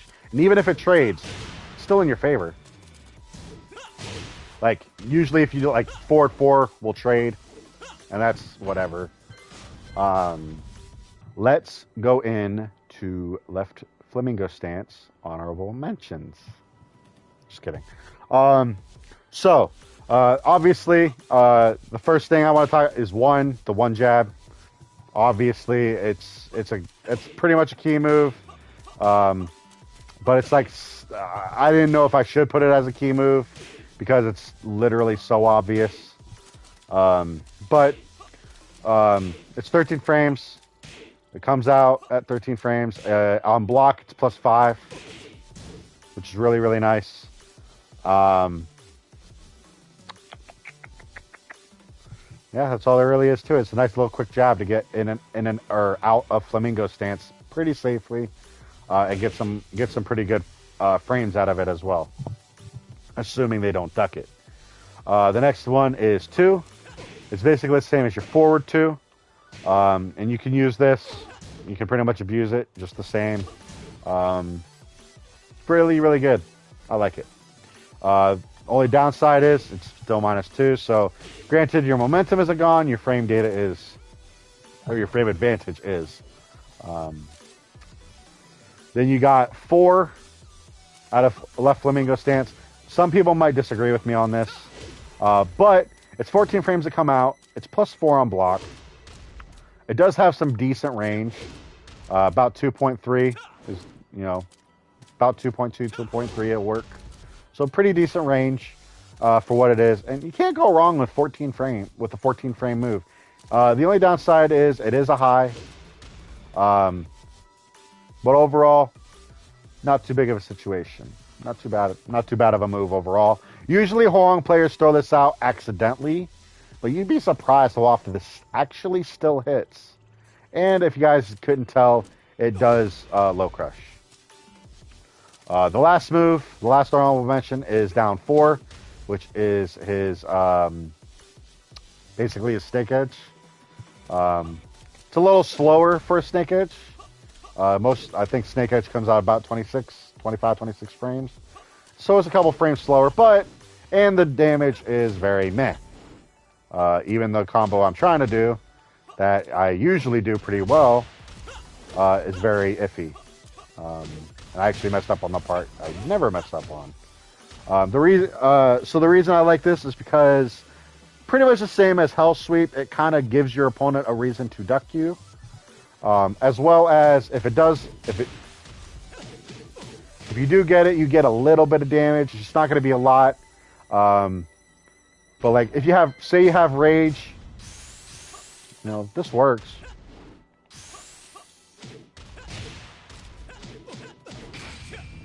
Get a solid 60, high 60s.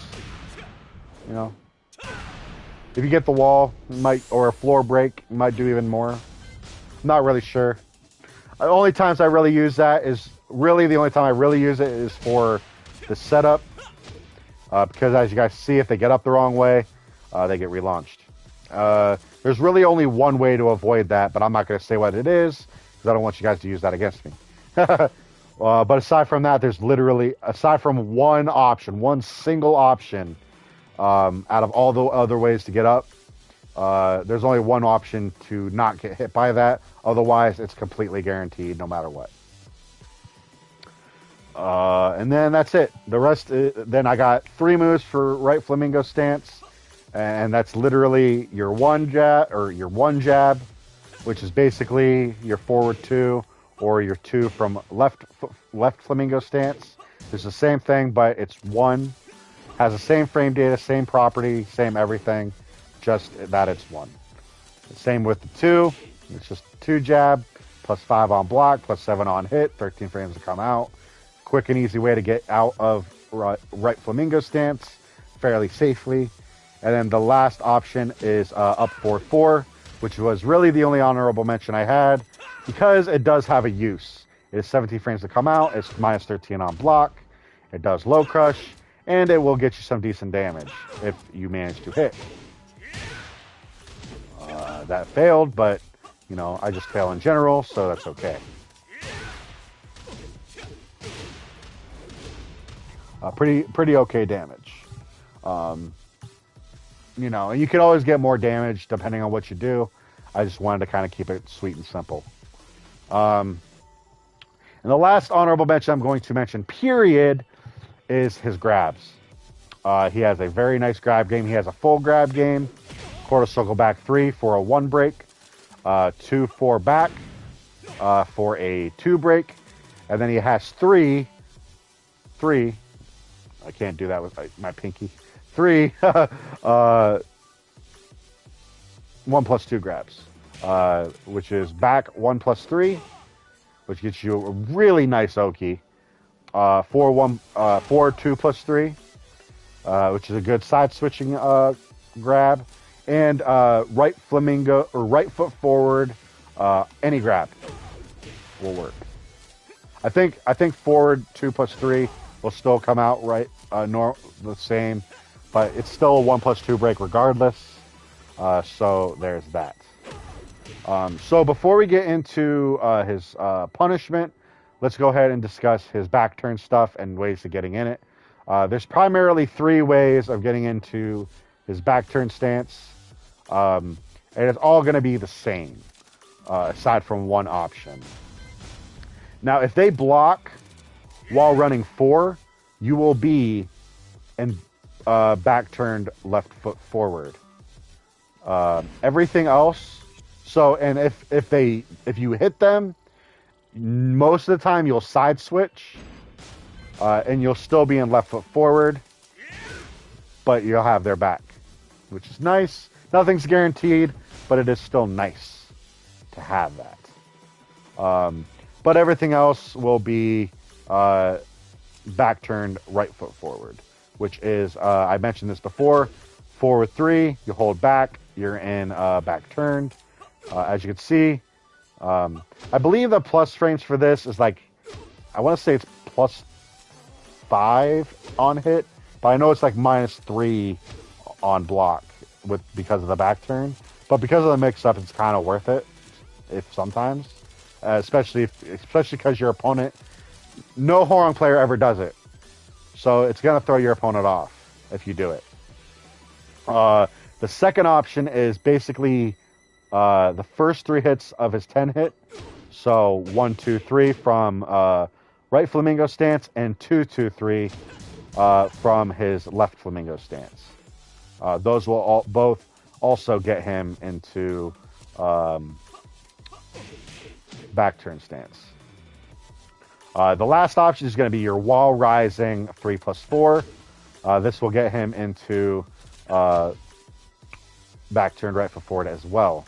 Those are your main 3 options. I can't think if there's any other options. I'm pretty sure that's it. Otherwise, you'll just do it manually. Hwoarang does have some really nice options out of these stances. The main one you're going to notice is he has like the generic 9-frame launcher, -12 on block, 10-frame little low kick, 10, oh my gosh, little 10-frame kick right there. And then he has his other options. So from left foot forward back turn, you're going to hit 4 for a 14-frame launcher that is only -13 on block. So, you know, you get some pretty good damage. So it's safer. So it's nice to throw out. If you find yourself in back turn, just throw it out. You get lucky. Most of the time, you'll notice Hwoarang players will usually do this after a combo. They'll do that, and they'll come back turned, and then they will do the 4. The 4 is guaranteed, but if they get up the wrong way, then they get relaunched, which is really, really nice. And then from back turned right foot forward, you have a few more options. So it's the same move as wall rising 3+4, but you'll have your 4, but it'll just be 4 from back turn. So if you do 4, you'll just do your 4 option. This is, I believe, -5. I can't get him to block. -9. The whole thing is -5, which is whatever. The whole thing is natural, so it does get you some pretty nice damage. And if the second hit lands on counter, oh my bad, and you get a free back 3 or forward 3, which is really, really nice. Then you also have another 14-frame plasma blade in the form of just hitting 3. It's very, very nice. Gets you some pretty decent damage as well. And then your last main option is going to be down 3. On counter hit is a counter hit launcher. Gets you some okay damage, and just good to throw out. It is -2 on hit. I believe, I don't remember what it is on block. -13, so not too bad. Not too bad. I was thinking it was going to be more, but -13 ain't too bad. Pretty good options overall. And you can do other stuff too from back turn, which I'll get into later. But you can also do his grabs. You can do his main whatever grabs. My bad. But you're basically going for his command grab mix-up. So from here, you can either do 2+4 back, for example, or you can do his 1+3 forward mix-up. Now, keep in mind I said those backwards because you have to do them backwards. So you will do, because if you hit forward, you'll do that. So you have to do back after. And I don't know why it works that way. It just does. But you get some good damage, and it just adds to your mix-up potential from back turned. So those are your main options from back turn. Very, very nice. Very, very good. All of them are very mwah. Can't go wrong with any of them. Obviously, the launchers are risky but at least they're minus 13, so you're not going to get punished for, you're not going to get launched punished for them. So that's it for that. So we're done with all that. Now we're going to get into his punishment. So his main so we're just going to get straight into it. I'm not even going to go into explanation. So his 10 frame, 1-2, and also go into 1-2-3, 1-2-4 to get into Flamingo. His 11 frame, and you'll probably use this for all of his punishment up until 16. Maybe sometimes you won't use it for 15, but we'll get into that in a moment. But you have your 4-3. Very good. 30 damage plus 5 frame advantage. Can't go wrong. So if they try to attack afterwards, you trade for a down 4-2 in your favor. Very, very nice. And if they block it, it's still safe. The down 4-2. Obviously, if you're punishing, they won't be able to do anything. For your 13, this option isn't terrible. It's just not optimal, but you can use this. It's not a waste. Is your down forward 1 plus, or your down forward 1-3. It gives you plus 6 on hit, so you can go into some mix-up stuff. So if you go into back 4 and they try to attack, that's a free counter hit. You could do 3 to try to keep them honest, so on and so on. So you have options out of this. For your 14 frame, you have 3 plus up forward, 3 plus 4-4. However, I would not suggest it because, first of all, if you're off and this gets blocked, this is minus 13. The first hit attack by itself is only minus 10, but it's still punishable for being what it is. And if you do hit, it's only plus 1. The whole thing by itself gives you plus 4, which is still nice, but because you're in left foot forward, it's not as nice. If you could go into Flamingo, or if you could go into right foot forward from this, it'd be better, but you can't. So that's why I say just stick with 4-3, because the damage is the same and you get an extra frame of advantage.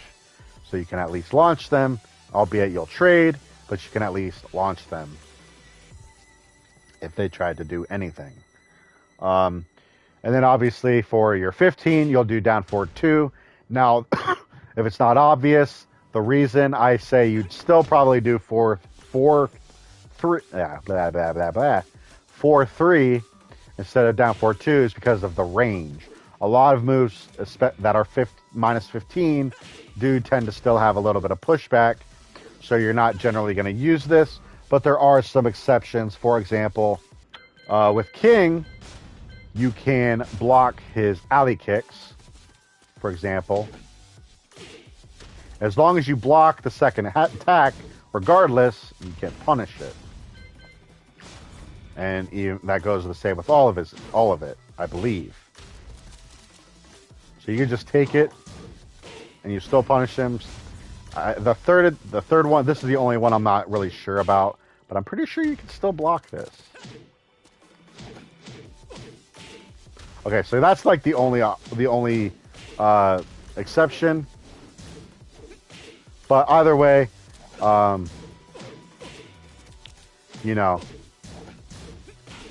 it's still, as long as you get that last hit in, that last hit blocked, it will. You can launch them with down forward 2. So with Law, you can you can do down forward 2 from his down to 3 option. I don't know why that was difficult.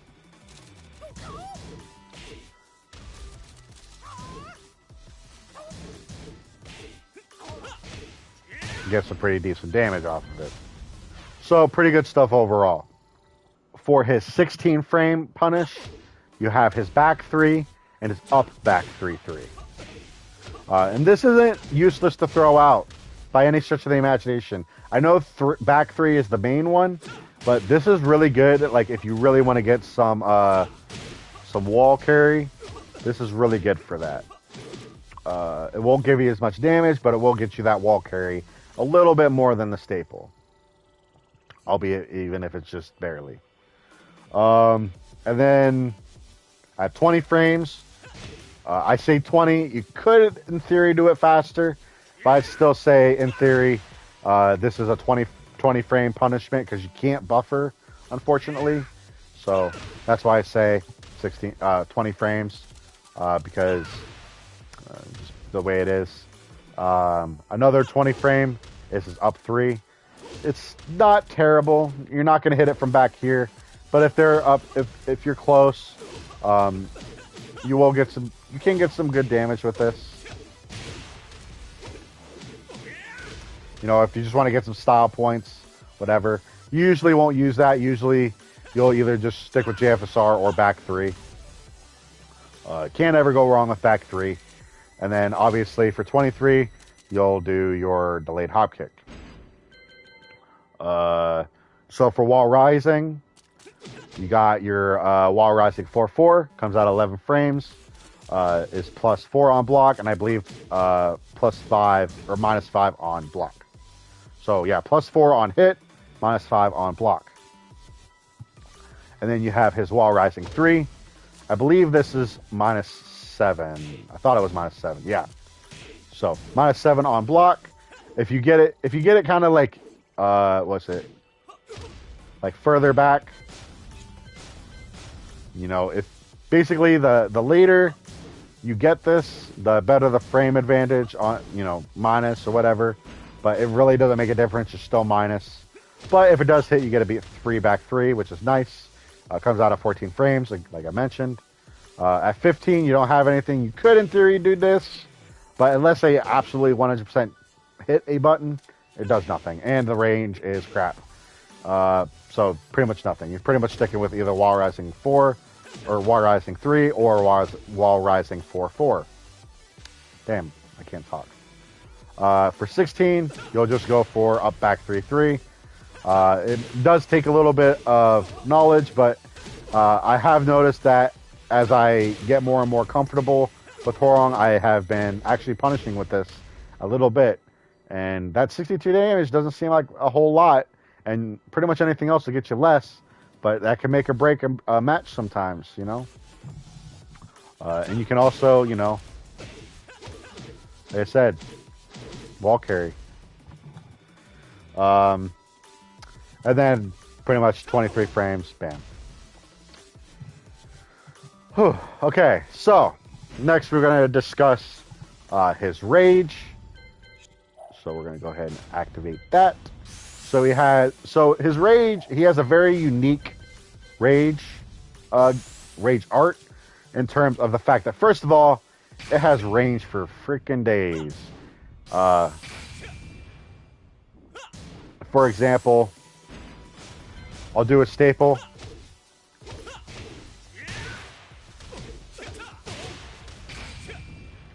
See how far he is? I still hit. Good damage.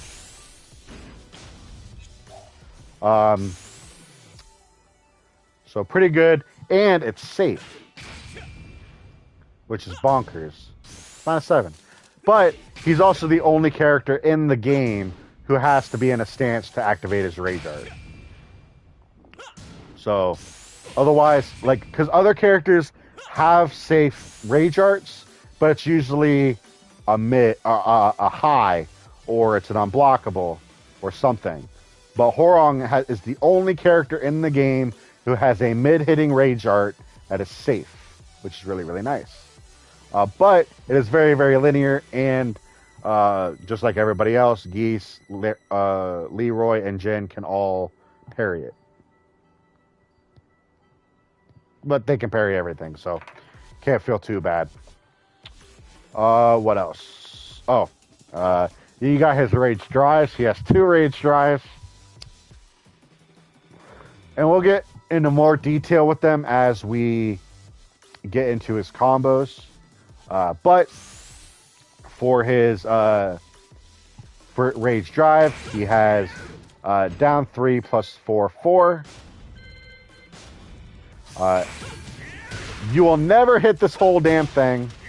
Don't try. But if you do, it does give you some good damage if the whole thing does hit. But you will, I guarantee you will never hit the whole thing. You'll probably only hit the first two. So that's a downside to it, is that it's pretty much always going to get blocked. But you get +7 and it forces crouch, which is nice. So it limits their option at +7 with a 12 frame low, which is why you're using it for.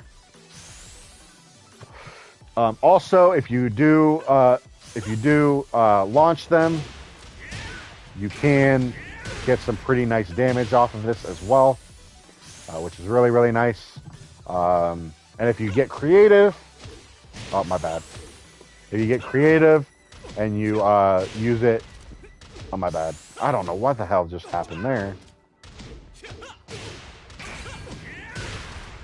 You can get pretty good damage for using it. So it is a good combo filler, as well as get some good frame advantage. Plus, you'd be surprised how often just this has won me a fight.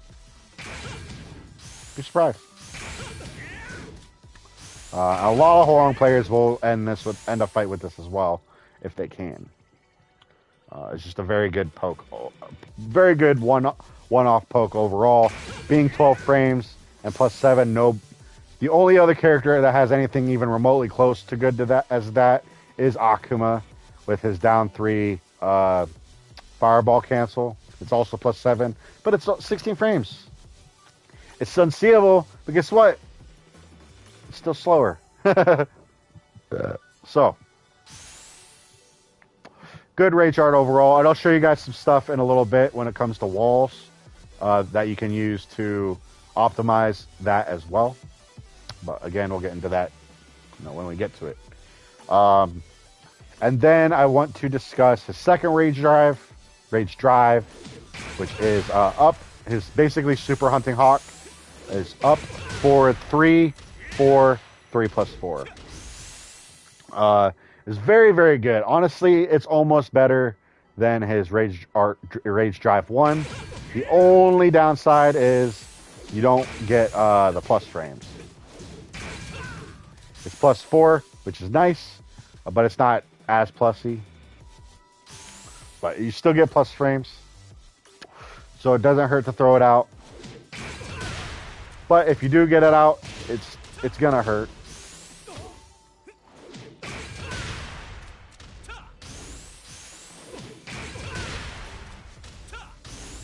This is doable, I promise.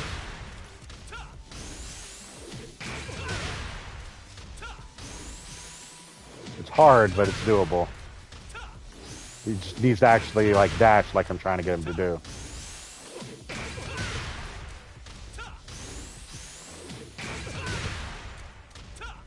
Oh well, you guys get the idea though. It hits, it hurts.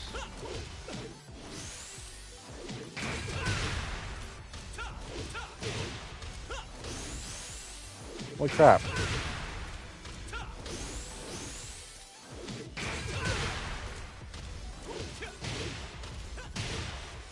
Whatever. It still gets you good damage. But primarily use this as a combo filler as well.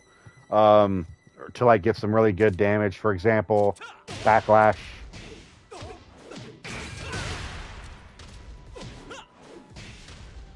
Get some pretty good damage. Or JFSR. Oh wait, my bad.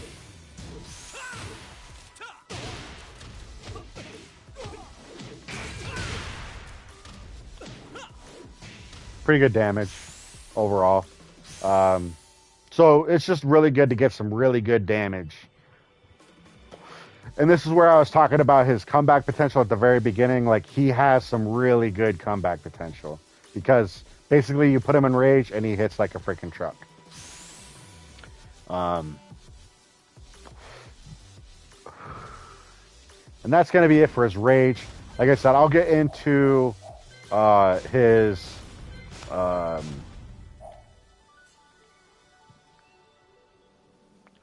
I'll show you guys some stuff with his combos when we get there a little bit more. But until then, wait. So the next part I was kind of debating on whether I wanted to actually do or not. But you know what? We're already deep into this crap. 2.5 hours in. We might as well just take it all the way home. So, the next thing I want to do is his dancing and his fox step. So, what is dancing and fox step? Well, it's this. That's it. That's his fox step. Or that's his dancing, specifically. So, this is nice to do, to mess around, have some fun. Just kind of, do whatever. So, how do you do this? Well, remember, if you remember 2 times, maybe 3, during the entirety of this video, I said pay attention to how I mentioned going into motion switch with, while moving to go into this move, and while running 3, to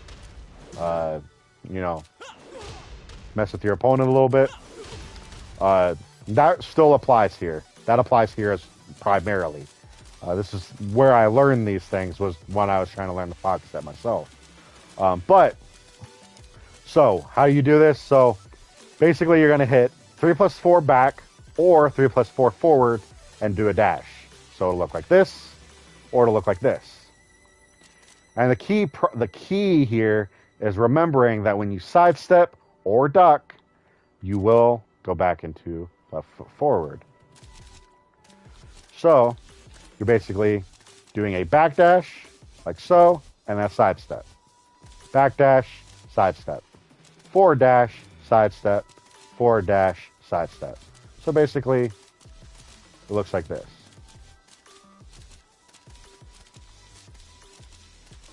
You just do this all day.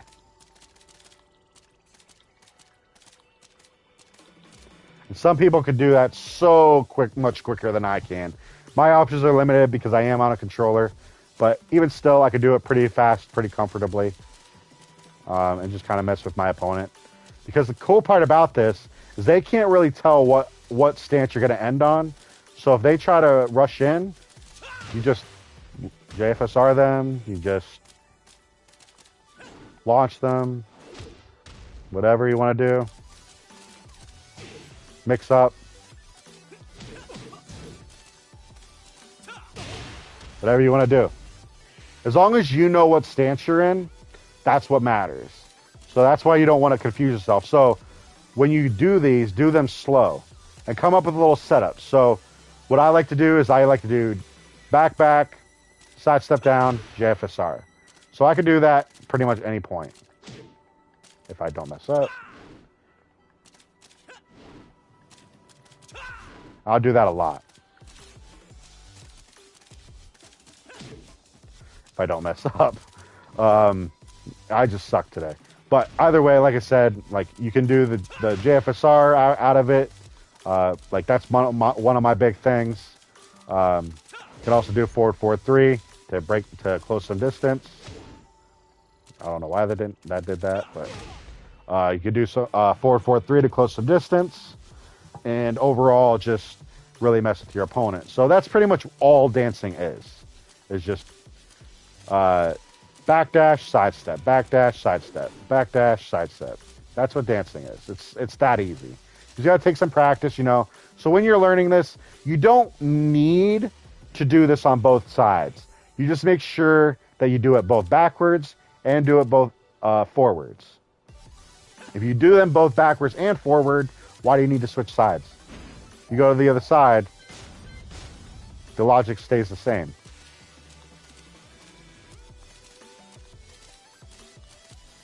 Logic stays exactly the same. So, don't really need a side switch here. When you're learning the JFSR, you will need to learn to do it to both sides. So you will have to learn how to do this on both sides. Wow, I'm messing this up terribly. And in some ways, I'm more comfortable doing that on the right side than the left side. It's just that I'm on the left side so much more often that it's just more comfortable. But I do find myself getting it more consistently on the right side, which is, you know, gravy. But I digress. We're way past JFSR. I just wanted to point that out. So now we get into the fox step, which is really the meat and potatoes of what I'm wanting to discuss. Because a lot of Hwoarang players don't really know how to do this. They kind of have like a beginner bit, or they could do like minor stuff, but they can't really like do this for a long period of time, or they do it once and they mess up. So I'm going to tell you guys really how to go about doing it and doing it a little bit more consistently. So first and foremost, keep in mind, just like when you're facing forward, except this is a little different, but again, if you sidestep, you go back into left foot forward. Now, in this particular case, you do go back to facing forward, but we'll go into that in a moment. But you can still duck, right? And it doesn't switch your sides. So this is what you're going to practice. You're going to practice the same thing as if you were facing forward, but you're just going to duck. Now keep in mind, you have to start in left foot forward. You cannot go into right foot forward and do this. You will mess yourself up. So make sure you go into left foot forward. Again, if you can't tell, you look at your hands. If your hands are in your face, then you're in left foot forward. If your one hand drops, then you're in right foot forward. So that's what to keep in mind. So you do a quick dash and you duck. You just do that over and over again. You do it either way. And then as you speed up, you'll notice you don't really even have to duck.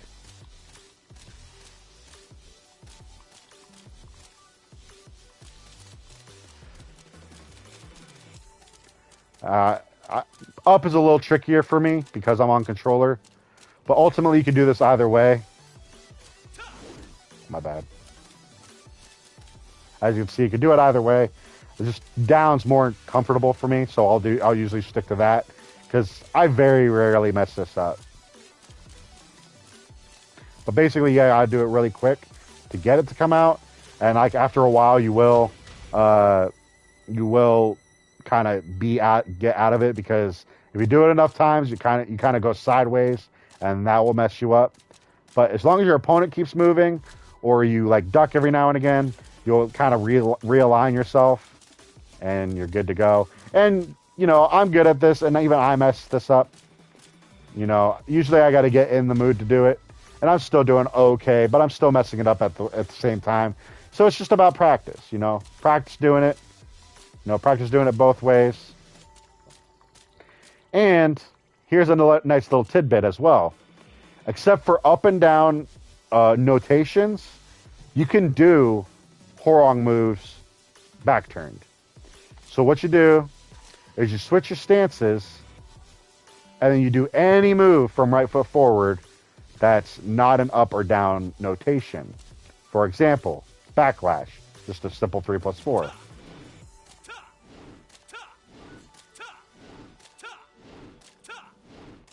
Yep, that happened.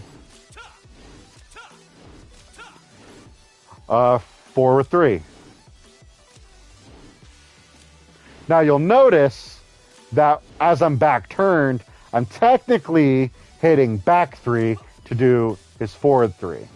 The reason being is because you're still on the left side of your opponent. So you're still doing this as if you're facing forward. As you can see, notation is the same.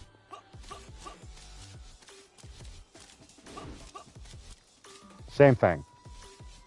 So it's always going to be the same. So that might confuse you, but once you do it, now the up and down notation you can do as long as you're in flamingo, and like I said, this is impractical. You're never going to actually do this to win a match, but it's still fun, and you'd be surprised like how doing this can like really mess with your opponent and just kind of like throw them off. It's just fun. And this is one last thing, and this is actually something to maybe practice. But you can also do JFSR here. So if you do 3 plus 4 back back, I don't know how, I don't know why, but just from this, you can do JFSR. And you don't even have to do it perfect. You just do it. You can do the wall bounce too. I don't know how. It just works. It just works, okay? Sometimes you might mess up, but that's okay. That's not what we're worried about. We're worried about the fact that this is fun. That's all it is. This isn't gonna benefit you to beat your opponent. It's not gonna do anything. It's just for fun. It's just fun. Probably the biggest reason I play Hwoarang is because he's the most fun. He has the most, you get the most creativity out of him. He has the most Oonga Boonga crap. You could do, granted you might lose some damage, but you could do all different kinds of combos with him, with all different kinds of vendors. And that's what's fun about him. You can be creative. You can do your own thing. You might have to play him relatively similar to everybody else, but you can still do it your own way, and it should still work. That's what we love about him. That's why we play him. So there's that. So that's Fox Step and dancing in a nutshell, with a few little tidbits to add a little bit more fun into your training. So next we're going to go into some pressure examples, and then we're going to go into some combos, and we're going to do a combo of every type. So we're going to do an infinity stage, wall combos, to the wall combos, because I still got to show you guys the wall stuff, wall breaks, balcony breaks, floor breaks, basically all that stuff. Because like I said, this isn't a full guide without doing all that stuff. So you got to do it. You got to do it. So we're going to go over his pressure examples. Now, keep in mind, you should try to keep your pressure between 3 and 6 attacks. More than that, and you start really putting yourself into a bad situation. So you don't need to go less than 3. For example, down 3, 4, down forward 4. It's a very good pressure string. It's 3 attacks, and there's virtually nothing about this that's puts you in a bad situation. There's a few characters that can mess you up here, but aside from that, you also have one. You also have your hell sweep if you want it. You have your back 3. You have your regular 2. You have so many options, and this is just from 30 hits. And you just put yourself in a really, really good situation. And that's one example. Another example would be, let's see. As dumb as that looked, keep in mind, so the 2-4 is to get into right flamingo, right? And the forward 4 is to show them that just because you are technically at neutral does not mean that it's your turn yet. And then, if they try to attack after this because they know that the only other option you have is this move again, they might try to do a high, and you do your stake edge, and you get some damage, or set up for a big boy damage if you're lucky enough. So that's another example. I'll show you guys something I do a lot. Oh, my bad.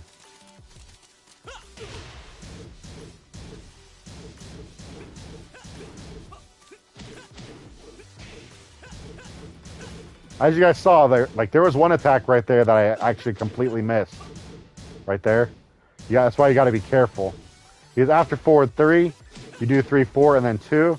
You'd be surprised how often just that misses on its own. So you got to be careful. But this is another string example.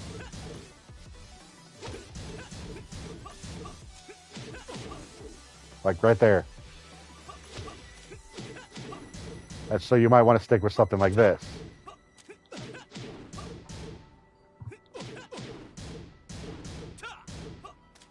Oh, my bad. Wrong one.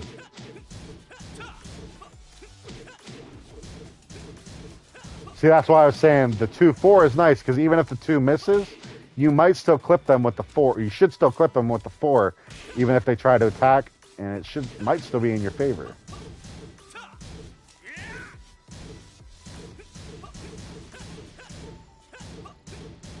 These are just small little examples. So another one would be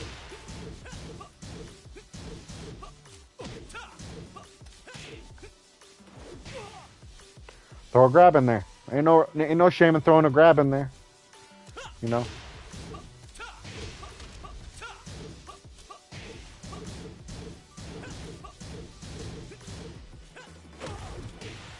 Whatever.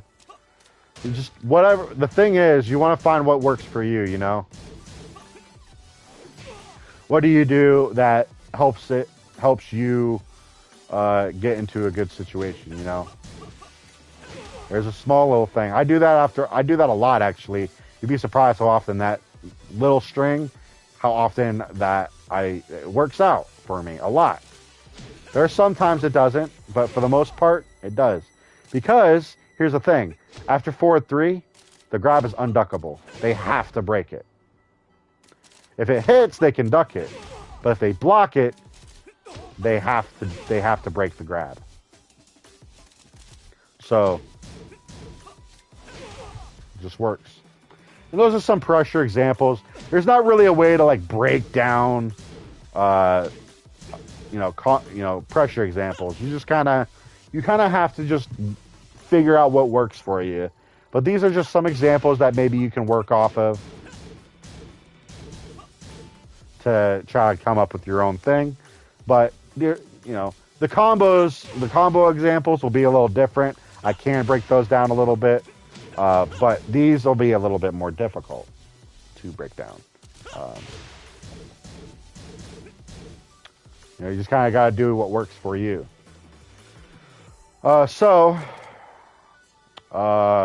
Next we're going to get into some combos. I'm going to stick to four launchers. I'm going to do two regular launchers and 2 counter hit launchers. So the main launcher is going to be back 3 and JFSR. The counter hit's going to be forward 1+2 and what was the other one?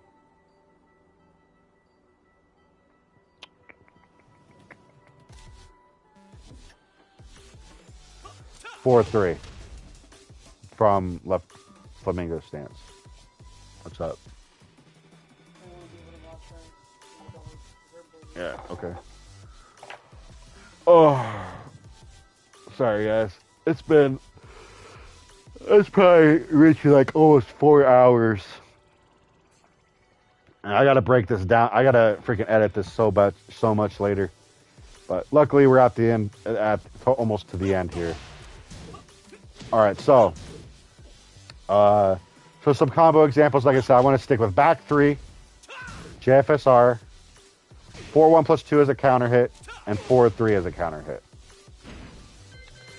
All of these are viable. All of these are good to use. So we'll go ahead and discuss staple.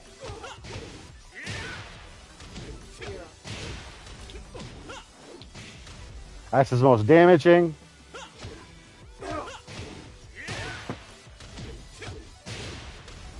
And this gives you a little bit of Oki. Again, if they don't roll back immediately, you get a free back 3 out of that, actually making it more damaging than your original. Giving you about 84 damage. This one's a little harder, but it's also doable. It's about the same damage, and it gets you some wall carry. It's much harder, and I would not suggest just doing that all willy-nilly unless you get to a point where you're really comfortable with it.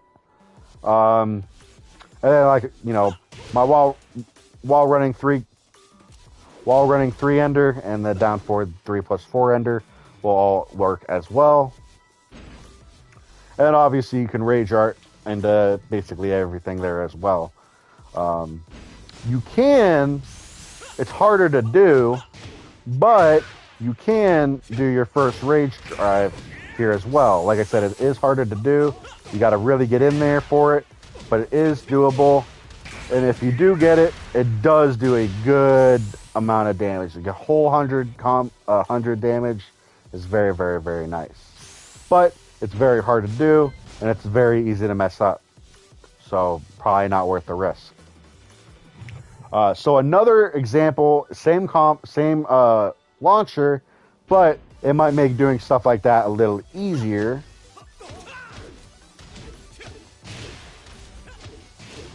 And you can do whatever ender you want there, but it's one hit less, so you have a little bit more options as far as like rage options or enders in general. For example, get a little bit more wall carry out of it, and they'll definitely hit the wall differently than they would the other way. And I'll show you later that does have more wall carry than your staple. But again, I'll show you guys that later. And basically, you can end this however you want. You can end it the same way. Oh, my bad.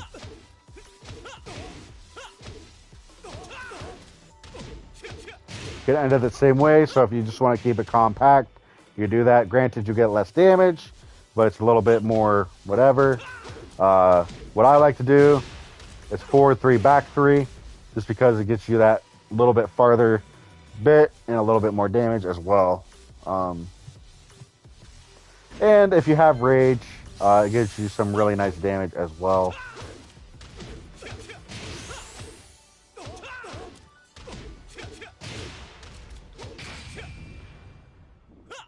Solid 91 damage.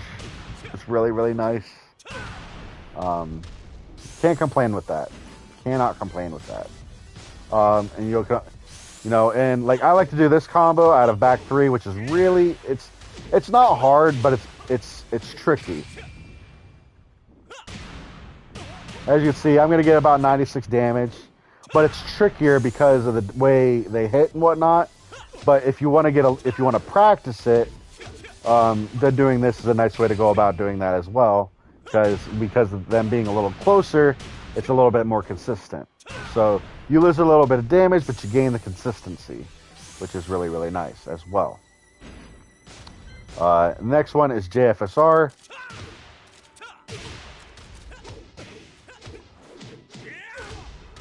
That's going to be your main one. You can do this other version, but just keep in mind there's some characters that have a janky hitbox, and this just doesn't work on them for some reason. But like characters with like normal build, this will usually work on. It gets you a nice 80 damage flat, so it's very, very nice. If I can do it, great. That's the combo I usually try to do, and then if I find out that it won't work on that character, oh my bad, then I'll usually go after this one. It's 4 less damage, but it will hit everybody. It'll hit every character every time. It doesn't matter. So, and then if you have rage, the cool part is if you have rage, this still works.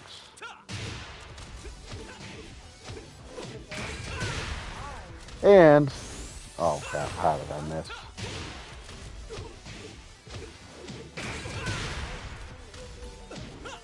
And you get 99 damage, which is very, very nice.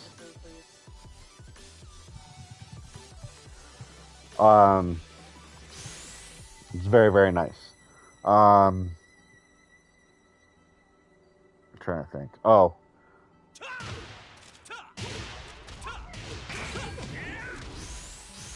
How did I miss that? Come on. Solid 96 damage. That one's actually really, really, really easy.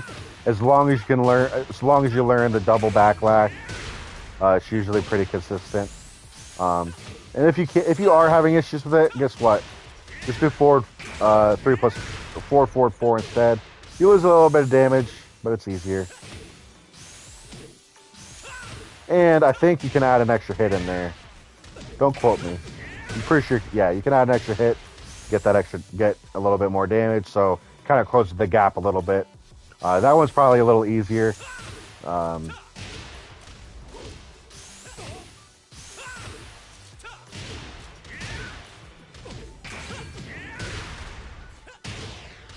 so with that one, you're gonna do backlash.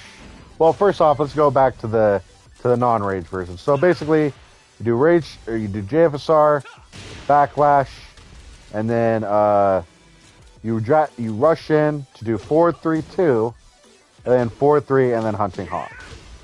So again, it'll look like this. You get 76 damage. It's very, very, very nice. If you want to do the rage drive version, it's the same thing. It's the exact same thing, except when you do your hunting hawk, you make it your rage drive instead. You run up, and that one's the most damaging one, being at 99. You can do other stuff though if you want to. Again,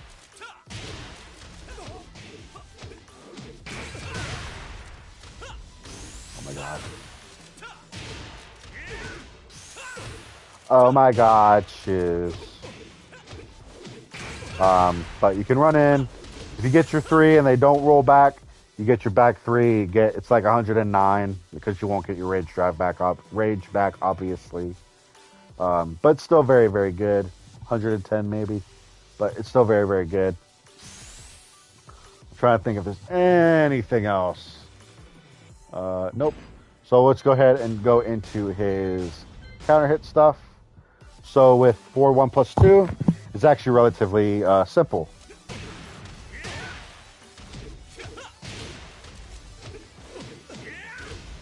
So with this one, you do 4-1+2, 4-4-4, then you do 3-4 back 4 for the screw, and you run forward, and then just do your forward motion switch 4-3, and then hunting hawk.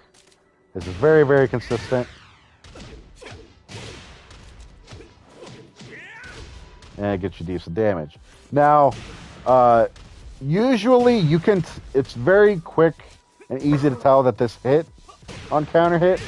So it's usually not too hard to hit that forward 4.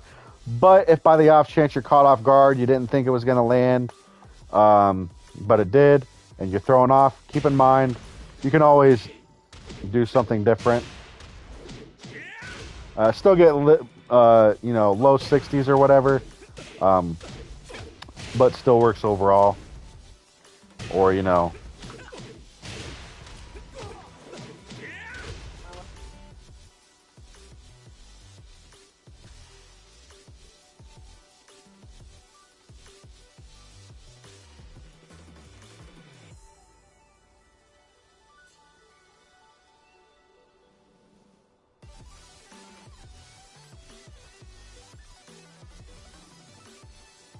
Okay, I got you.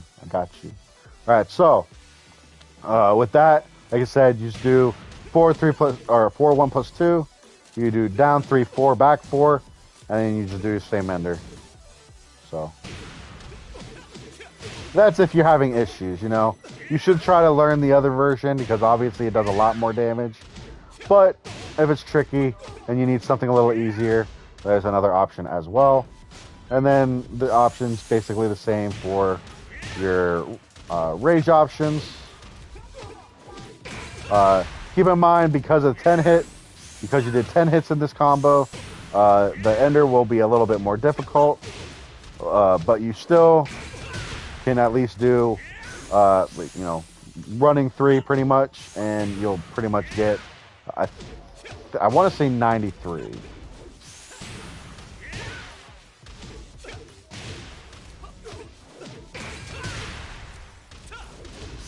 Yeah, so pretty decent, pretty good, pretty easy. And again, if that's a little tricky, especially towards the end, you can always change it up.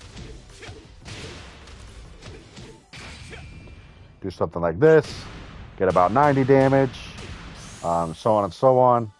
And then the last but not least, the 4-3 combo. There's a few different things you can do here. You can either run in and do 2. You got to be a little faster than that, but you can do that, and that's just the same as your 4-1+2 string. Or you can do something a little bit more unique, like what I like to do. That's my combo. It still does good damage. On rage, it does pretty nice damage as well.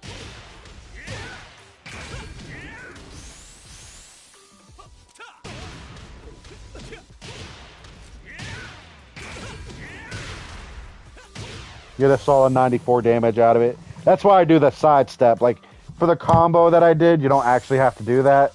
But I do it because it's a habit. Because, like, you don't have to sidestep, but I do it because it's a habit. Because of the rage, for the rage combo.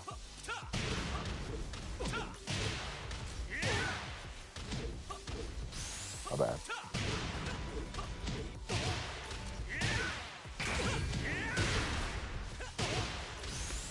Pretty simple. And then if you want to do the second rage drive, that's not too difficult either. Oh, my bad. It is a little trickier. But if you can get this, you'd be surprised that it does more damage than you might expect. 94 damage, pretty good. Pretty good. It is trickier though. But if you get it, oh my God.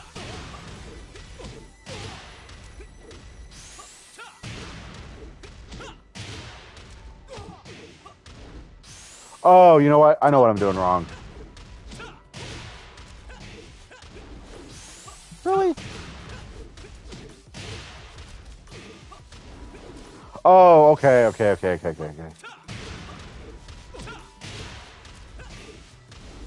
don't know why I still tried to do that.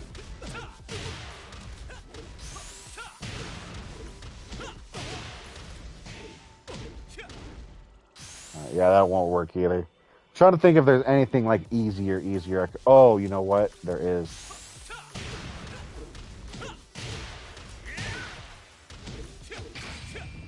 That'll work. 95 damage. That's probably the easiest combo. And that's like it is what it is. Anyways, so if you get them up to the wall, you're primarily going to focus on 2 wall enders. You also have a few other options as well. You're primarily going to focus on 2 main wall enders, which is going to be crouch dash 3-4 or crouch dash 3 and 3-4-4. If I can do it.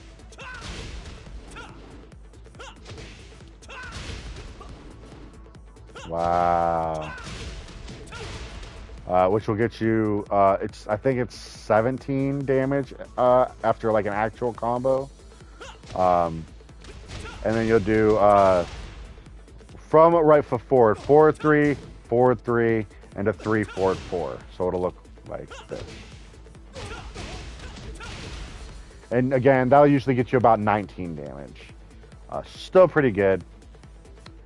So after a combo, it'll look like... The first option will look like this.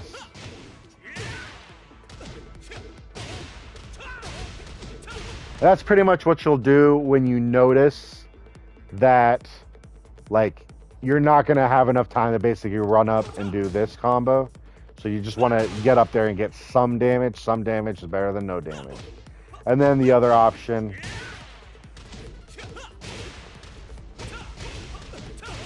will look like that.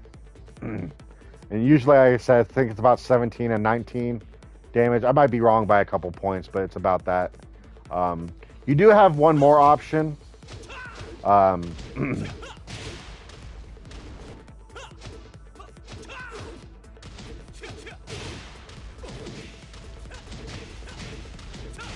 Yeah, it's because of that combo. This is the way they were getting pushed up against the wall. But anyways, so this is the combo.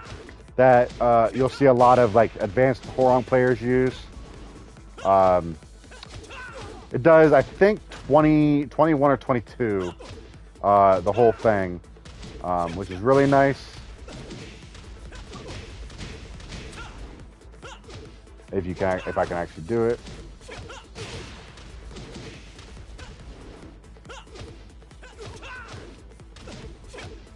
It's I don't know why, like, I could do this for days in like matches, but then I'd try to do it in practice and I just never do it. But yeah, like I said, I think it does like 21, 22 damage. Pretty decent damage. Slightly, it's above 20, which is nice. Most characters get between 15 and 20, and for the most part, Hwoarang gets about 17 and 19, so about average. But with that one, he just gets that 1 or 2 points extra, which is nice. Especially if you have Rage, it's really, really nice. And then same with the JFSR.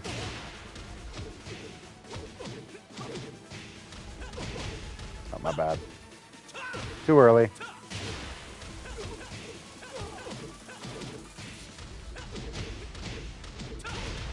Get some pretty good damage off of it. And then, with his... Oh my goodness.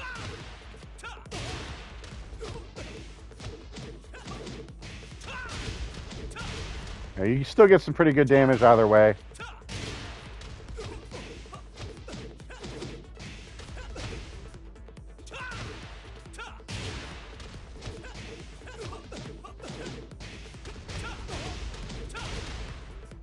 Nothing to sneeze at. Now, if you have Rage, you can really make these combos hurt. And end the same.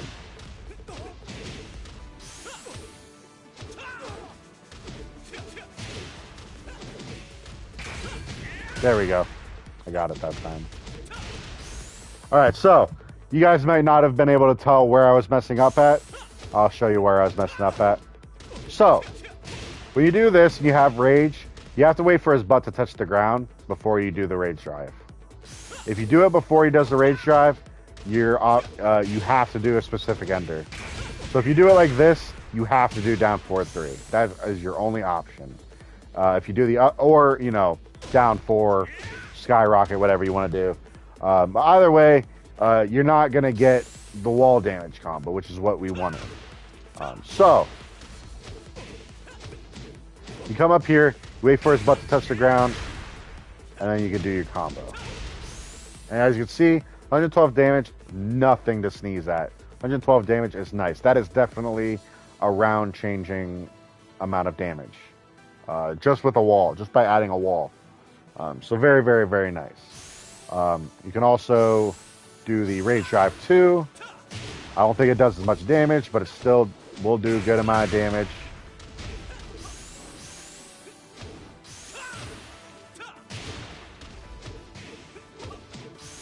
My bad, habit.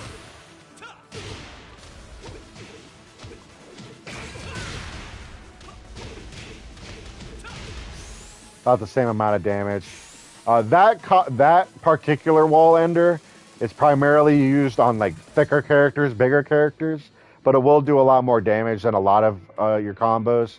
But if you against like characters like Hwoarang and characters about his size and less, it will usually miss or drop them. So bear that in mind. So.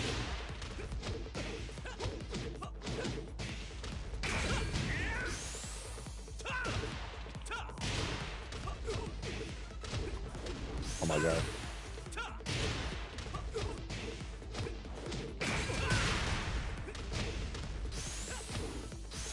But usually you can pretty much still do this the same. He hits the wall, you sidestep, you still get your damage. It's really, really nice. 114 damage is just nothing to sneeze at there, So, very, very good damage, very, very good combos, and that's what you can get from the wall. Let's go ahead and discuss his wall bounce real quick. He has two main. So his wall bounce, he has a very good wall bounce. The problem is it's a little slow to start up, And generally, you don't want to have a slow startup wall bounce when with your opponent's back to the wall, because you already know that they're panicking and they're gonna hit a button. So it's very easy to get interrupted. But if you do get it off, Hwoarang gets some of the best combo damage off of his that you can ask for. 70 damage with, you know,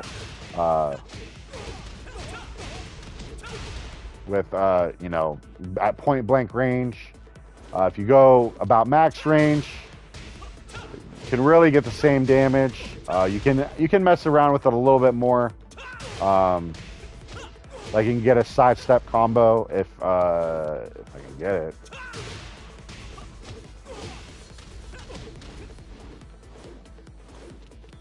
I might have to sidestep the other way actually. Yeah. Still pretty good damage, 73 damage, nothing to sneeze at. And you can actually, if you learn it, you can actually do Hwoarang's big boy combo from here. That one was kind of it. I didn't get the damage I wanted. There it is. And you can get some pretty good damage off of it from max distance, which is really, really nice. And it's just overall really, really good damage. If you by chance have rage, you will probably kill your opponent. Oh, my bad.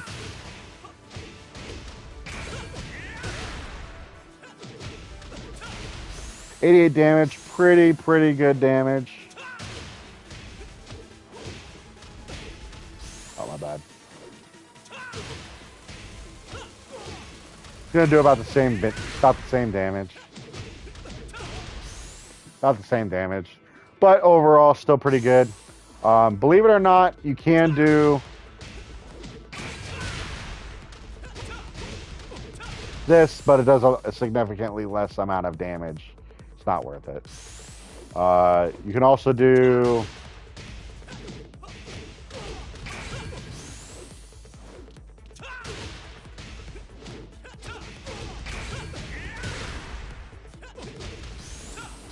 do stuff like that. I didn't realize that was a thing.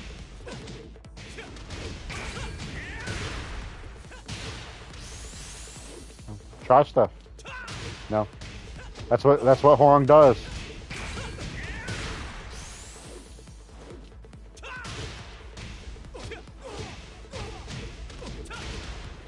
Try stuff out.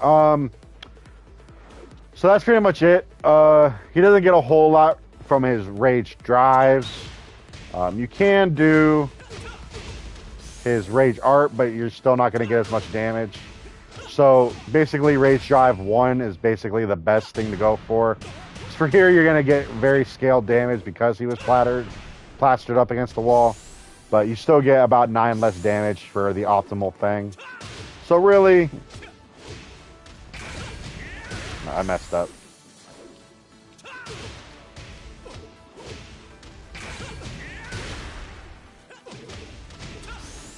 You get about 87 damage if you get it. I'm not gonna keep trying to do it because, you know, I suck. So we'll be here all day if I try. So we're gonna basically, what do I want to do next? All right, so we're going to, gonna go to the wall, and we're gonna switch sides. So Hwoarang actually has pretty decent wall carry. His Hunting Hawk is his best launcher when it comes to just pure wall carry.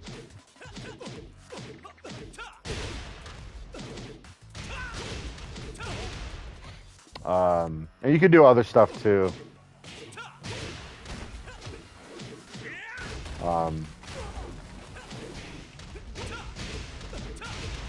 Gets a pretty decent damage.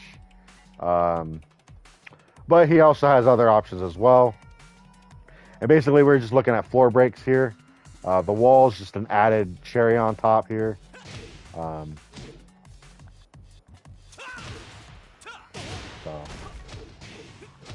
So basically you'll just do your normal launcher, your normal combo, and you'll end it basically with both your main combo enders.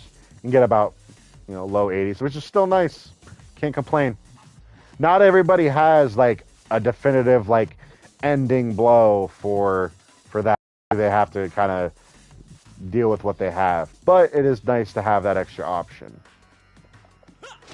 Same with this. Oh my god.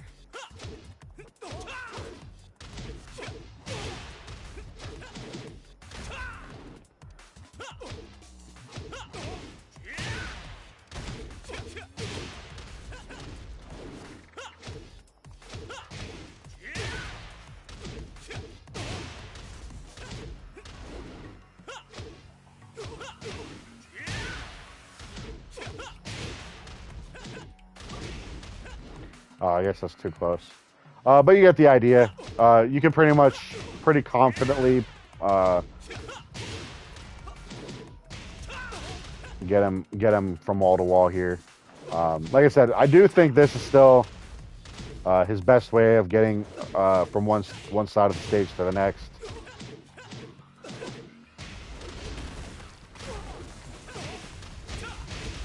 And get some beast damage in the process.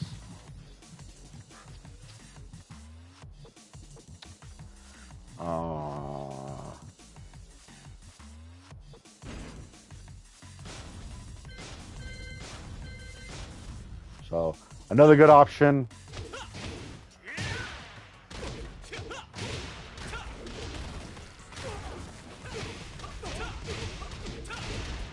Just that it gets you got good above about 90 damage.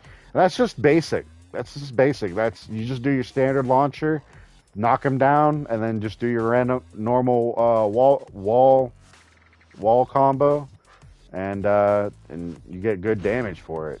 It's ridiculous. Gimmicks restored. Now I'll show you what you can get with Rage Shaft. With Rage. So for the first one, this one's a little tricky.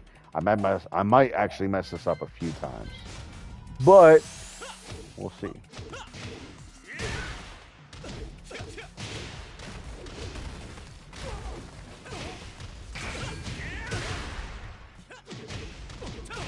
Oh, I got that first try. Great. As you can see, 108 damage. Pretty good damage. Anything above 100 is nothing to sneeze at. But if you get it, you got it. And that wasn't that hard. You know, you could always end it with just a regular down 4-3. It still do good damage. You still get above 90 damage. I'll show you guys.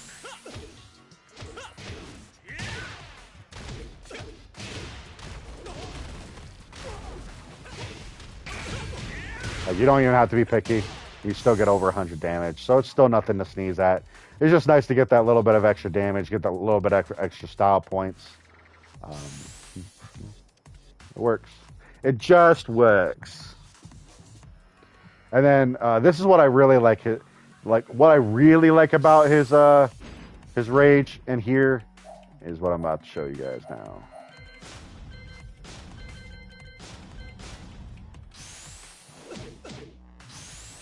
Yeah.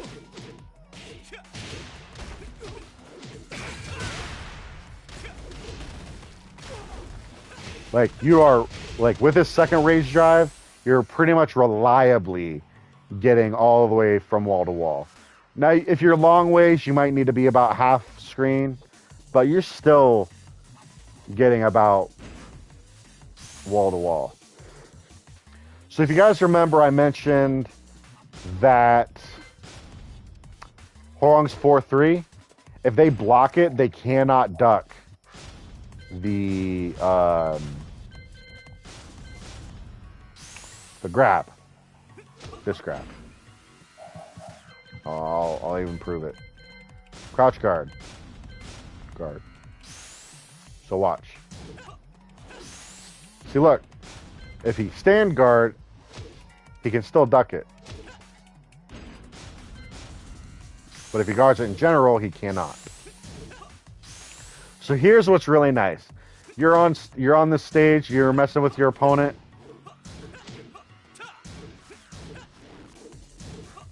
They cannot duck that. If you by chance get it, you pretty much just won. And there's different ways you can do it. I'll show you guys the easiest one in my opinion. It's very reliable.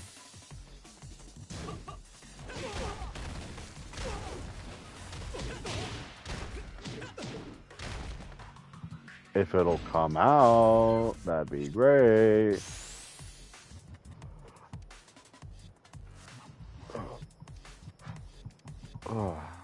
Lay down. Lay down. This is my dog. He's looking out the window again. I don't want him barking at people right now.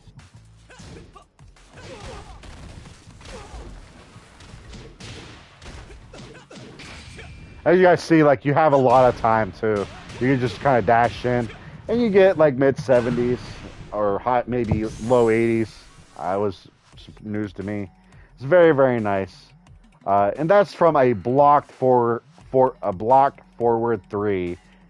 And it's cheap. It's super cheap. You can't go wrong with that. It's ridiculous. If you do by chance get the forward 3 and the grab, it does like an extra 20 damage. It's ridiculous. Yeah, 23 plus 81. So 104, 105. Can't complain. So, you know, it never hurts to just try and throw that out.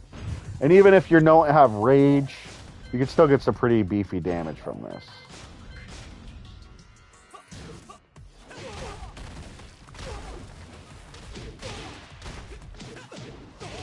$60 damage. It's not great, but you know what? 60 damage from a blocked forward 3. Can't complain. Can't complain. So I'm gonna show you guys what it looks like when you actually do a full combo, and what it looks like if you actually just break them against it naturally. So, boom, boom, boom, boom, boom, boom, boom. So if you actually get them to the wall like that, so instead of doing forward 3, you're gonna do forward 3 and then 3 forward. That way, you don't break the wall before you finish your combo. If it does happen, it's not a super big deal, but you do want to try to make it not. You do want to try to avoid it.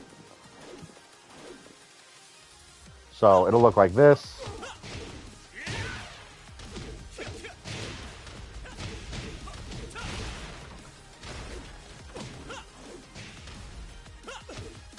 Get yourself a solid 100 damage, which is very nice. Nothing to sneeze at. And the back 3 is guaranteed.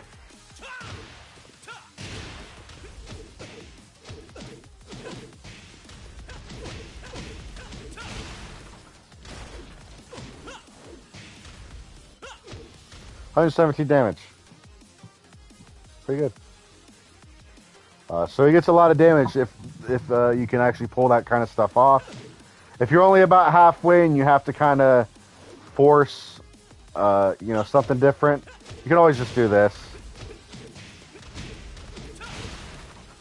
This will still work. It'll still hurt like a mother. Still get a mid 80s or something around that. Nothing to sneeze at. Same with JFSR. You're only about halfway.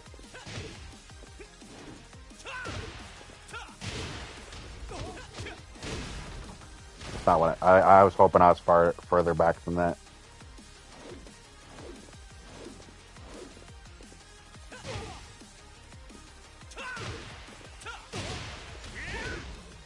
Really?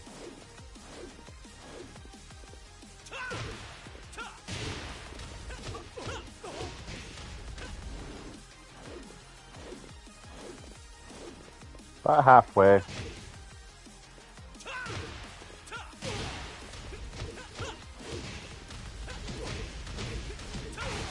You still get pretty good damage if you know what you're doing.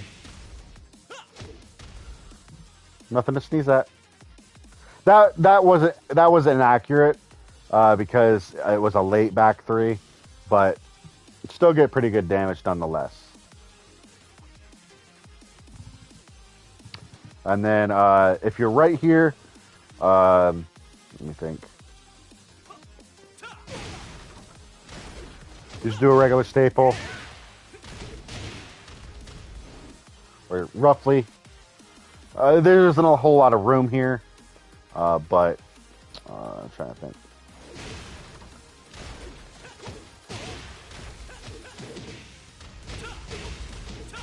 Still get pretty good damage. Nothing to, pretty good. And I'll show you guys what this stuff looks like with Rage. And yes, it is ridiculous. So we'll go ahead and do the normal staple.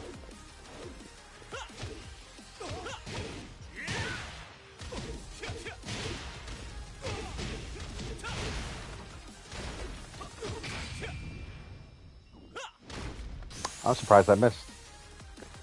But that's fine. It just means we gotta take out a hit, that's all.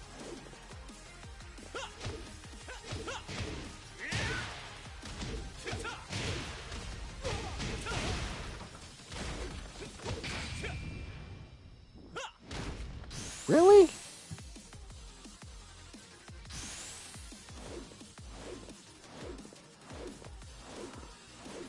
I mean,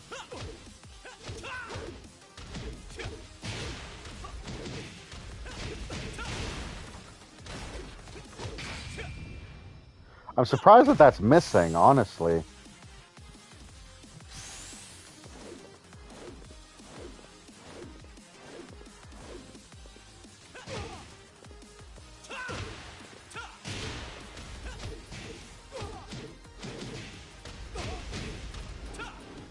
Really? I guess it still would have missed. I'm trying to think. Because I've done stuff like that before.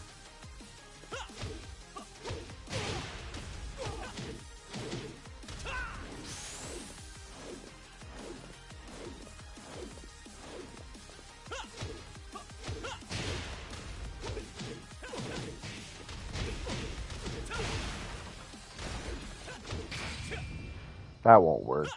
No, it won't. I'm trying to think.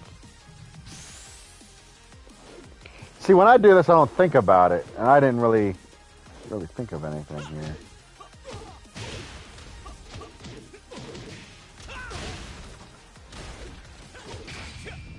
That should work. Yep, there you go. So I guess that just has to be less than 10 hits. Which is fine. Still got mid-ish 30s. Or mid-90s. So nothing too bad.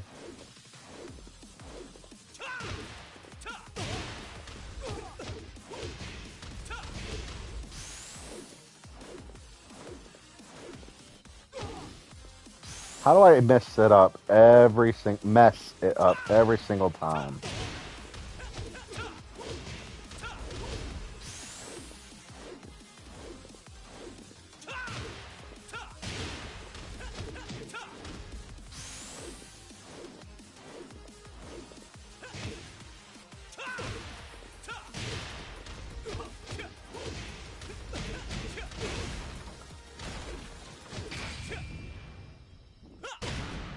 I mean, that's not what I was going for, but I'll take it. It still gets me over 100 damage. Can't complain. Can't complain. But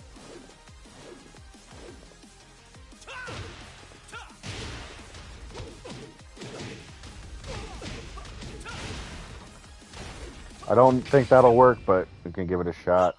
Nope. So it does have to be less than 10 hits. So let's see what I can come up with here.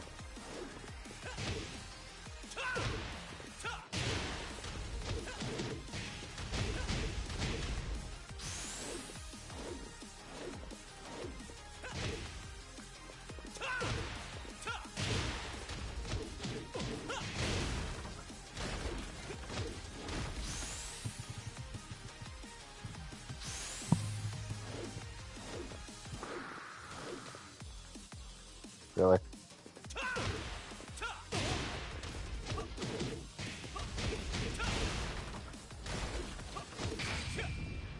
Yeah, still less than 10 hits. So it'll be less than 100, which is unfortunate, but it works. And then when they're actually at the balcony, this is where you really shine. And actually, I'll show you guys something even cooler. So, if you remember before, I told you that after down forward 4, you can hit them with anything that's 14 frames or faster. And I said the preferred attack was 2 back 4, right? So, this will hurt.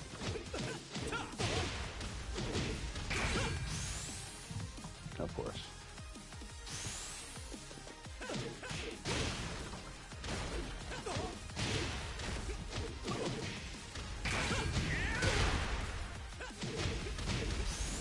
Okay, so yeah, I'll have to do the one hit less version, which is fine.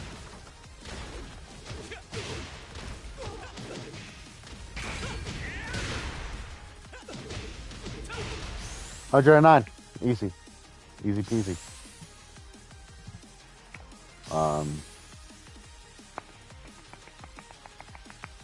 And then if you don't get it like that, like, you know, pretty much still just do the same combo.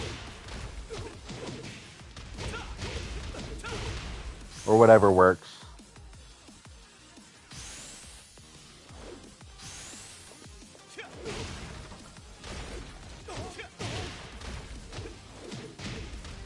I thought I had more space than that. I guess not.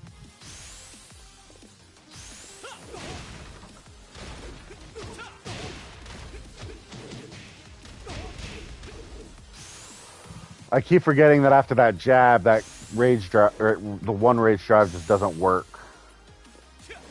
I don't know why, it just doesn't.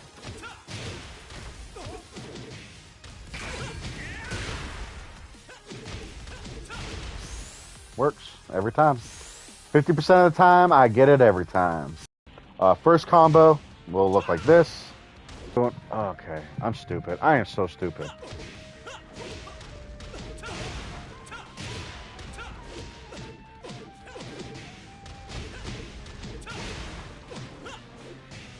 Boom, 86.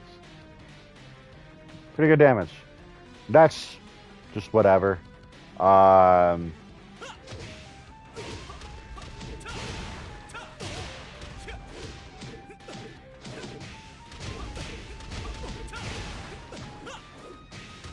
91.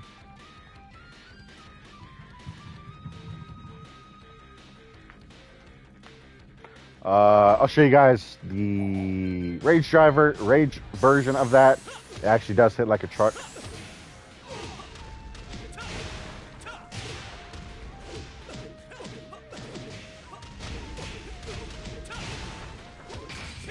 Don't ask me how this still works.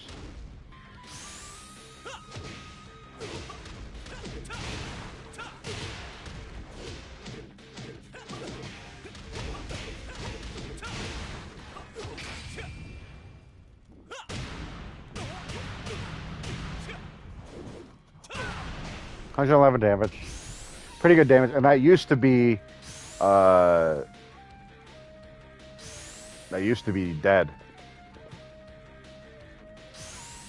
I hate it when he shows me that I actually hit the button correctly, but it just didn't come out right.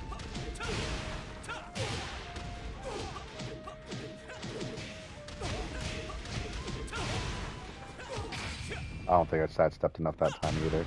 Oh, I did. 145, baby. And it's just stuff like that. I love doing stuff like that, but okay, we're finally at the end. So that's the whole Hwoarang tutorial. That's pretty much it. He's a fun character. As you guys see, this video took forever to make. So if you guys like this, if you guys felt like I did a good job, I felt like I did Hwoarang justice, please like and subscribe. I will be editing this later so that it's not as long as it is currently. But in the meantime, I will put time stamps in the description. That way you guys can take a peek and at least get to the parts that you guys actually want to watch. In the meantime, guys, thank you guys for joining me. I appreciate it. I am going to hop off because I need sleep. And yeah, I will catch you guys later on today, probably. Yeah, so take care, guys. Happy gaming and peace.